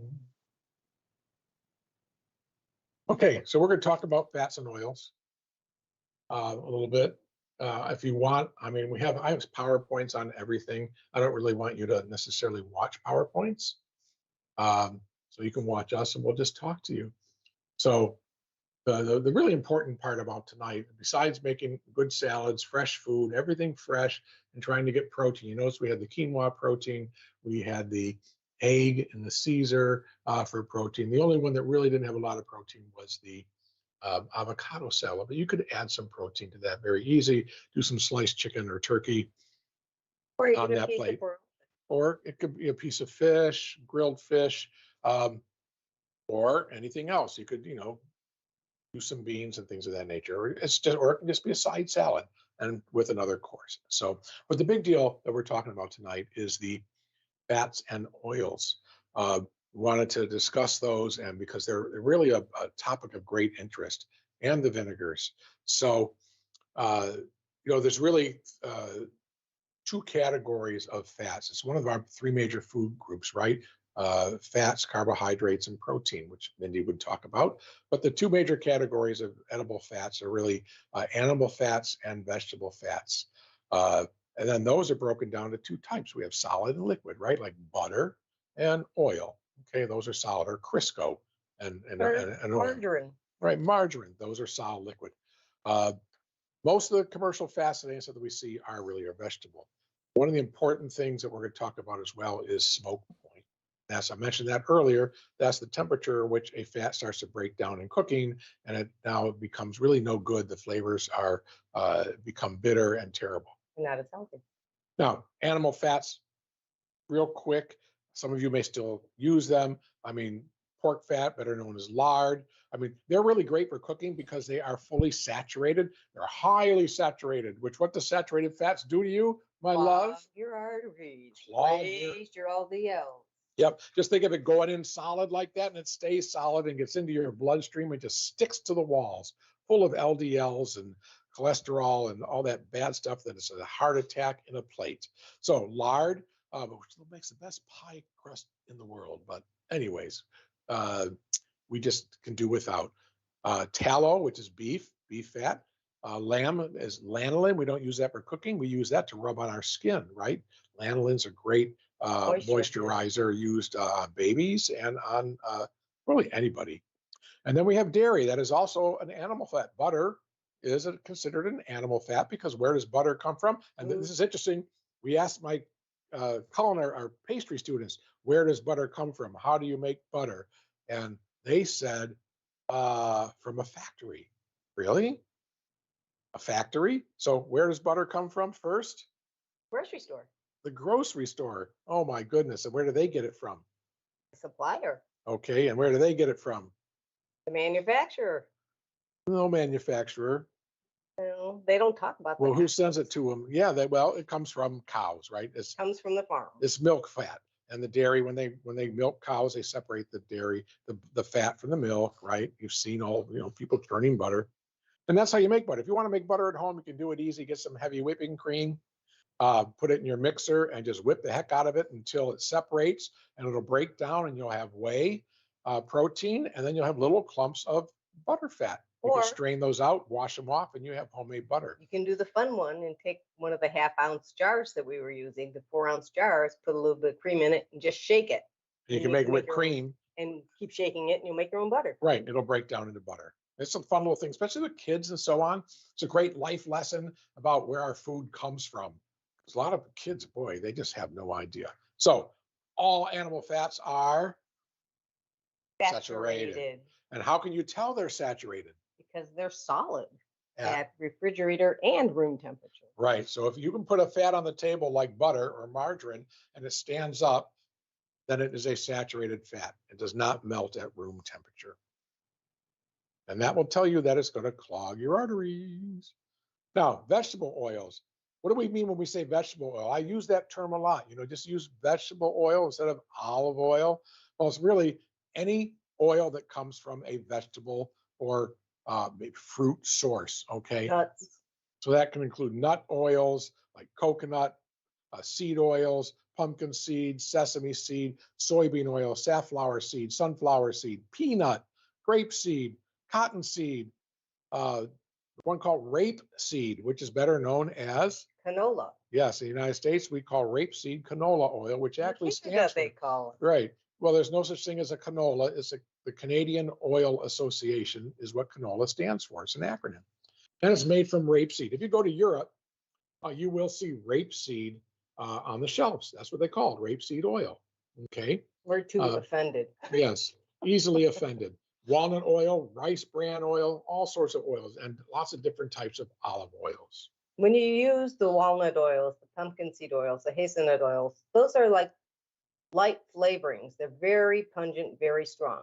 Walnut is a very healthy oil. They're doing a lot of studies for brain health as well as heart health on it right now. And walnut oil is expensive, but we made a great raspberry walnut vinaigrette that is absolutely delicious, or a blueberry walnut vinaigrette for salads. It's amazing, but you don't need a lot of it, as Mindy said. It's a toasted walnut and it's delicious.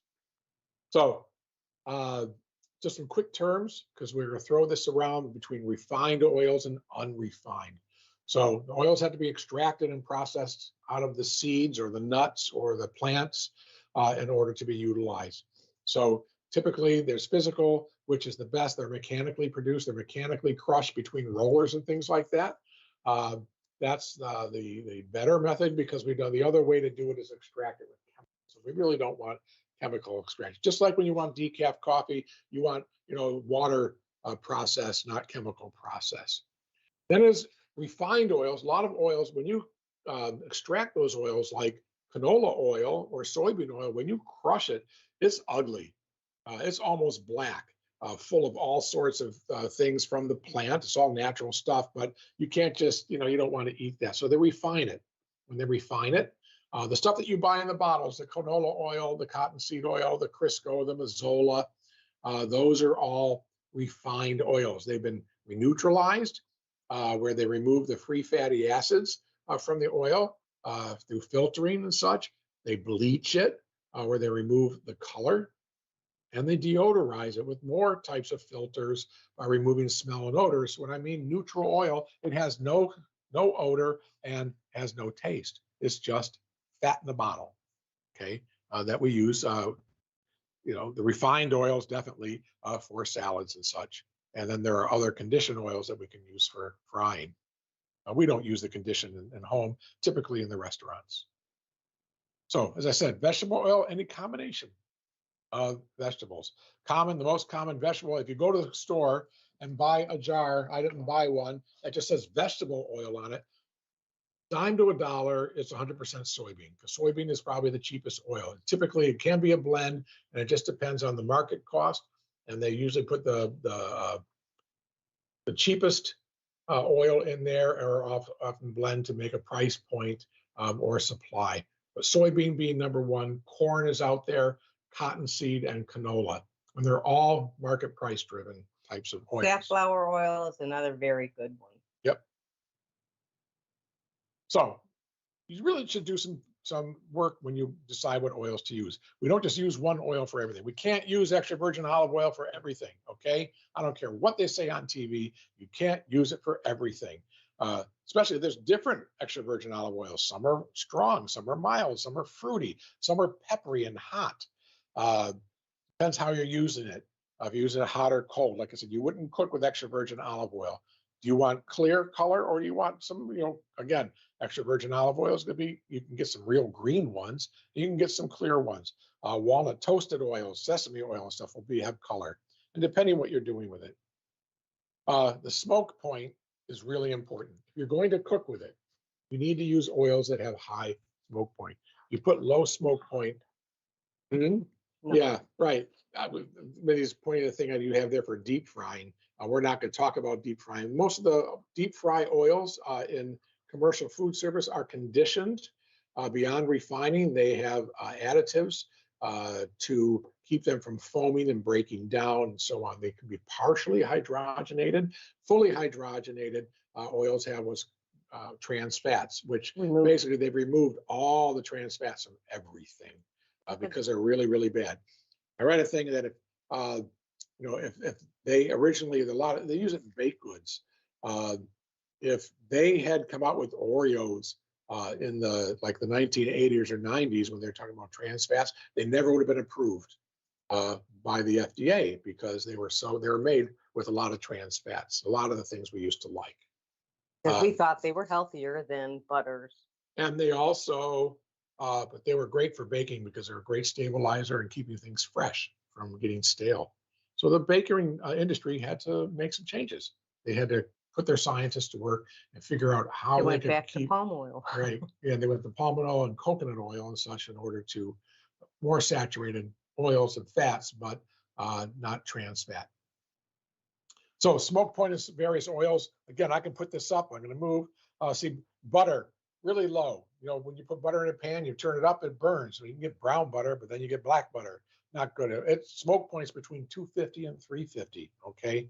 Unrefined canola. So canola oil that you would use on a salad has a smoke point of about 225 degrees. Okay. Not really good. But refined canola has a smoke point of 435. So you want to use it for all purpose. Look for that all purpose. It'd be 435. Avocado is a great cooking oil, very expensive, but it has a smoke point of 520 degrees. If your pan is 520 degrees, whatever you're cooking, you're having carbon by the time you're done. Okay. Now let's talk about the olive oils. Extra virgin olive oil has a smoke point of around 400 degrees, which is not, bad, but it's still burns, in most saute and cooking applications. You turn your head around. And that would be this, extra virgin olive oil. Okay. Now, there is what's called refined olive oils, which I'll talk about. And those are where they've been just like what I was talking about. They've been deodorized and conditioned and so on. And those are in the grocery store as pure and as usually the extra light, but the extra light is totally refined. So it's totally flavorless, colorless, and odorless, but it is 100% olive oil. So it still has all the goodness and healthiness of olive oil. Okay. And same with the pure. The pure is just 100% pure. It's all olives. I'll talk about this a little bit later. Okay. Then he's double checking me. Okay. These don't have all of the breakdown on them. Yeah. Okay. So corn oil 320, refined soybean, okay, 490 to 510. Again, that's what most food service operations fry and stuff in soybean or canola oil. All right, Mindy, you're up. Let's talk about the healthy oils. So what we need the most, olive oil is the best. The next best one, which I've not seen in the market, is flaxseed. It's a really good oil overall. It's got a lot of the omega-3s in it. The same thing with olive oil and the monosaturated fats. Peanut oil, if you have peanut allergy, it adds a lot of flavor. Chinese restaurants used to use peanut oil a lot. Avocado oil, we talked about that, and walnut oil. Those are the healthiest. Those are the healthiest. We are going to put up on the site. There's a resource at healthclevelandclinic.org, and it talks about cooking oils, types, and how to use. It breaks it all down into the different oils, what's best for what, and what's best for your health. It was written by a dietitian. I don't need to repeat her work. We'll just send you to the site. Okay, so let's talk about olive oil real quick, because there's different types and you really need to know what they are and how they're made. So extra virgin olive oil. In order to be called extra virgin olive oil, if it has it, you do want to look for the seal on the front of the bottle, something verifying. And then also, if you're buying an imported Italian or a Spanish, you want to look in the back, make sure there should be on the, like here, there is at the bottom of the label, it says product of Spain. That means it's grown and made in Spain. This is obviously Spanish olive oil, or just say product of Italy.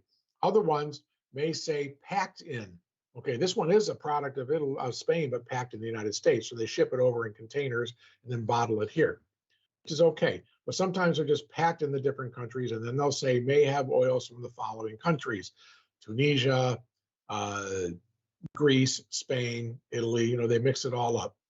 It doesn't make it bad, but if you're looking for 100%, olive oil from a particular place, you want to make sure that it has a seal. And the Italians will put real European seals on theirs. So extra virgin, it has an acidity below 0.8%. That's what makes it extra virgin. Part of it. It's got a very, very low acid content. It has to be mechanically produced, like I talked, crushed between stones or metal compressors. It is the first cold pressing. Now, what does that mean? So when olives are picked, they have to get to the presser, the factory where they press the olive oil out. Has to be there usually within an hour, and the olives have to stay below 70 degrees, so they're cool. And then when they do the first pressing, the first squish, the oil that drips out the sides is collected, and that is the extra virgin. From there, they just keep on squishing. This gives you a perfect pure olive oil flavor. They haven't crushed the seeds or pits or anything at this point, so it is.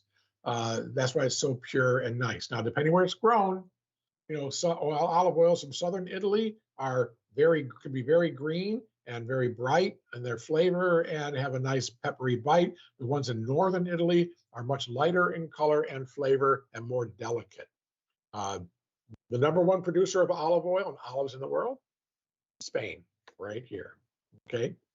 Virgin olive oil is the next one. I don't have that because you typically won't see that in the marketplace. It is used commercially in the bottlers, the producers. Virgin has an acidity below 2%. It is still mechanically produced first, and not first cold, but then second pressing, okay? But virgin olive oil is typically used for blending in the manufacturing community.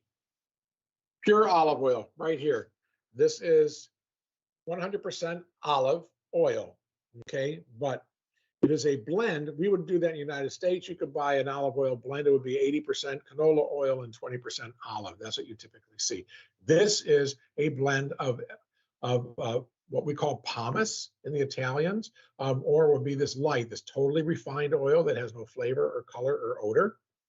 And then they add some virgin olive oil back to it, about 15 to 20%, and it gives it some color and some flavor, and it's called pure olive oil. Now, when I have my supply business and we imported olive oils, a lot of my customers use pure olive oil because you can find some really good ones that have great flavor, perfect for salads and regular table use, but also good for cooking. So they only had to stock one olive oil. Extra virgin really is like a condiment. You should buy, unless you're a big user, it should be in a small bottle and you use it afterwards on top of salads, pour it on fish after it comes out of the broiler or off the grill. Don't cook it in it, put it on at the end. Pour it on vegetables after they're cooked. It's like a condiment to be used. The flavor will be intense and your vegetables won't be greasy. Right. So that's the pure olive oil. And the quality depends on the virgin olive oil that they add. The last one is what we call pomace or pomace, P-O-M-A-C-E. Totally refined, blended with a very small amount of virgin oil for a little bit of flavor. I've had pomaces that people have used for everything because they were actually so good, depending on the quality that they use. Okay. But you can buy this in the store. So if you want to cook with olive oil, buy the extra light or the pure and go to town with that. Get all the goodness of olive oil, but it won't burn up and be destroyed. Okay, that's the end of the olive oil. Just a real quick rider here on vinegars. There's lots and lots of vinegars. I'm going to put a paper up that I wrote on vinegars. It's like 5 pages, too long to talk about right now. But we have lots of different vinegars here. You can make vinegar out of anything that ferments, okay? A little bit later, it could potentially become wine, depending on the yeast. I was, I make my own vinegar. excuse me, What? wine becomes vinegar. Wine becomes vinegar. Yes, it does. That vinegar becomes wine. Okay. Just Same correct me. process, though. So I've got apple cider vinegar. See this one? You probably can't see, but this is a natural one and it has that sludge in the bottom. That's called the mother. If you want to make your own vinegar, you can save that sludge and you can put apple cider on top of it and put it away with a little cheesecloth on the top, and it'll start fermenting, and eventually you'll have your own homemade vinegar. I do that with my leftover wine, which is a rare occasion that I have leftover wine, but sometimes I do. So I take those bottles of wine, red wine mainly, sometimes Prosecco, sometimes white wine, and I put them in a larger bottle that I have, and I add mother from my other vinegars. I sometimes will use the cider vinegar mother. Some of the red wine vinegars I buy have a really nice mother in the bottom. Often the good imported sherry vinegars. This one is not real expensive. It's what I could find today. they have real good, thick, heavy mothers in the bottom. But here's sherry vinegar, red wine vinegar, white wine vinegar, tarragon vinegar, champagne vinegar is delicious. Rice wine vinegar, one of my go-tos. Use the unseasoned. Okay, there's seasoned rice wine vinegar and unseasoned. Seasoned just has salt and sugar in it, and that's typically for making sushi rice. This is sushi vinegar. For all other uses, use the unseasoned. I make my coleslaw. I make a vinegar-based coleslaw, all rice vinegar. I use it on a lot of things. It's probably right up there with the well, Mindy with the cider and the red wine. And then just go to a white vinegar. You know, that's great for cleaning. It's also good for pickling, right? Where you can make your Pickling, pickles. cleaning, even non-food salads. related, your faucet, your head's on your faucet. If you take a Ziploc bag and put vinegar on it and Delime it. so you'll have a clean head when your water comes out. Yep, the faucet. But you know, for pickling now, the pickling we may do at one point. We may do preservation, and it's really interesting and difficult to pickle without salt because everything that's pickled, you know, we don't eat it. We can't eat sauerkraut anymore. We can't eat dill pickles anymore. One dill pickle is a whole day's worth of sodium. So I've been working on that and making pickles without salt and had some pretty good success. Okay, pretty good. I pickled asparagus, I pickled okra, I pickled cucumbers, all Carrots. without salt, and they've come out pretty nice. So we may do a chapter on that one day. All right. Josh, are there any questions? Anybody even left with us at this point? So Molly says, "Thank you for the Swiss cheese factoid. I love cheese." What don't you love? Right? What Don't food don't do you ask. hate? Don't ask. She'll start listing things. Oh, She my says, You "Whoa, don't- She poached." doesn't like cow heart. She says, "Whoa, poached for 2,500 is very impressive." I love poached eggs. Yeah. Excellent. Me too. The Yeah. most we've cooked for is 5,000. Yes, I've done dinner for 5,000. Got And them we- all served in under 20 minutes, I think, was the goal on that And one. then we did a barbecue for 1,000 with 3 people Yep. That was in the early days. before we knew what we were doing. Yeah, we got away with a lot. Is there any Good. other questions? Any other comments? Any other Uh, suggestions? What you want for next week? 2 weeks? Well, yeah, we have our last one will be in 2 weeks on the 20th of June at 7 p.m. We will be doing our final one for this season, and we will be back sometime in the fall. We're not sure when, Or where? because we're going to be traveling from the end of July probably through November. And we're going to be kind of world travelers.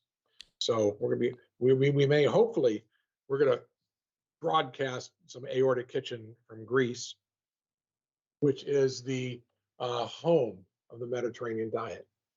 And that's what, you know, basically I base everything on the Mediterranean lifestyle and diet. And it's not from Italy, it is from Greece. That is the blue zone. So we're going to try, be with a lot of different chefs, and hopefully maybe we can broadcast some of those kitchens. And then other places too, we don't know. Probably for my daughter's house in Michigan, we'll do some live ones there because that's where we'll be part of the time as well. So anyways, as you know, those of us in Aortic Hope, the survivors, it's, you know, do it now, right? And that's what we decided we're going to do. We're going to do it now and go see some of the places we've always wanted to see. We even convinced the doctor for his 6-month checkup to do it telehealth. Yes. So I'm going to take the CT on the road, let him, he can read it, you know, from the hospital that I'm going to. And then I'll have a telehealth with the doctors at Shands for my 6-month, my semi-annual checkup. Right I on. think the next one, if everybody wants to, I might end with a little kitchen butchery. Okay, that's a popular one. If you want to know how, show you how to break down a chicken, if you don't know how, you may be doing it all right already, but people do like to see when we, you know, cut a chicken into an 8-way or in halves and so on, spatchcock, things like that. Or if you're a few people, you want a salmon, what we Yeah. typically do, cut it up and freeze it into meal portions for Right. 2 or 3 So we'll people. probably get some fish. I may, if you want, I can break down a whole fish. Those of you that are fishermen will probably laugh at me and, oh my God, we're so much better at it. Guys that do it all the time. A little fish, a little chicken, and maybe a little red meat. because I do buy some red meat in bulk, like I buy boneless lamb legs and then break them down into chops and stew meat. So it's really not all that hard to do. It might be interesting thing for you. I think that's what we're going to do, Mindy. Okay. And we'll see if we cook some things. Maybe we'll cook some fish. Chicken will take too long. Maybe we'll grill it. We'll see. Okay. Okay. So Questions? Catherine says, Yes. interesting conversation on vinegars. Molly says, liver, blech, unless it's pate.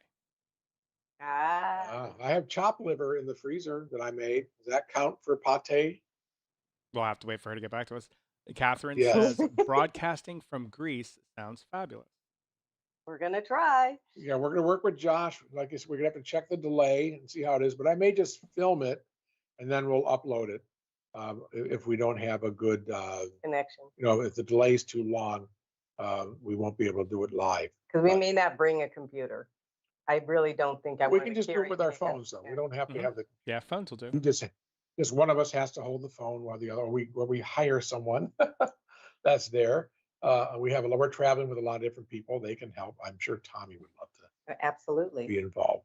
So we'll see what we can do. Yeah, I think the Greece. We're going to be on a catamaran, so in the Aegean Sea, traveling the Greek Isles on a private. They're calling it's really a private yacht that has with 10 people traveling around all the Greek islands. But there is we get to choose which islands, and there's a private chef on board and crew as well. So should be a lot of fun, and the chef's supposed to be pretty good from what I'm told. So that's the first one I'm going to talk to about. Let's film dinner, making dinner, and talk about the things that they're preparing for us. Because I've been guaranteed that it is all Blue Zone type food. Everything's really healthy and good. So, okay. That sounds very exciting. And yeah, it sure is. We were losing sleep over all this. We can't wait because we're not going till October. So got a lot of time to plan, a lot of time to wait. Yes, after I have some more surgery, guys. But not related to heart. Yeah, we'll see. We'll see. You'll know by the next class. Yeah, I see the doctor the day before the next class. So see how I may not be. Yeah, no, I won't be in the hospital yet. So okay, all good. Everything's good, folks. Then, if no one has any other questions, if Molly hasn't gotten back to us. Nope, she hasn't said anything about your liver yet. Chopped liver? Chopped liver. Okay. Yeah, well, I'm keeping my liver. Like, throw my gallbladder out, but keep the liver. Okay. So maybe it was a premonition. Yeah. So, all right. So I want to thank everybody for attending and being with us. I think we had a nice group tonight here at the Aortic Kitchen. We did go for a little bit long, 2 hours, but we had a lot to talk about, and I think a lot of good information for people about oils and vinegars and such that they need to know, because that's one of the most common questions we get about healthy oils and food. So thank you all for attending and watching the Aortic Kitchen. And if you're watching this in the after world, when after this is posted online, thank you again for joining us. And once again, be sure to hit that like button and also make a donation to Aortic Hope. It's a great cause. It's keeping me healthy and many others healthy.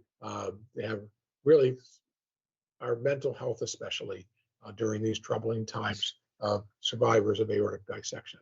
So I am going to make one little additional comment. If you go to the American Heart Association, they had some really good recipes and just some guidance there as well. they even have a cookbook. They have a cookbook and it's online. Okay, I'll have to write my own. The Aortic Hope cookbook. We keep saying we're going to write a cookbook. Okay, and we keep talking and talking. And we're going to go because we are after 9 o'clock. Yep. Past my bedtime. Yes, we still got clams. Okay, folks, thank you so much for being with us. And we'll see you next time in 2 weeks. All right. Thank you very much. Bye now.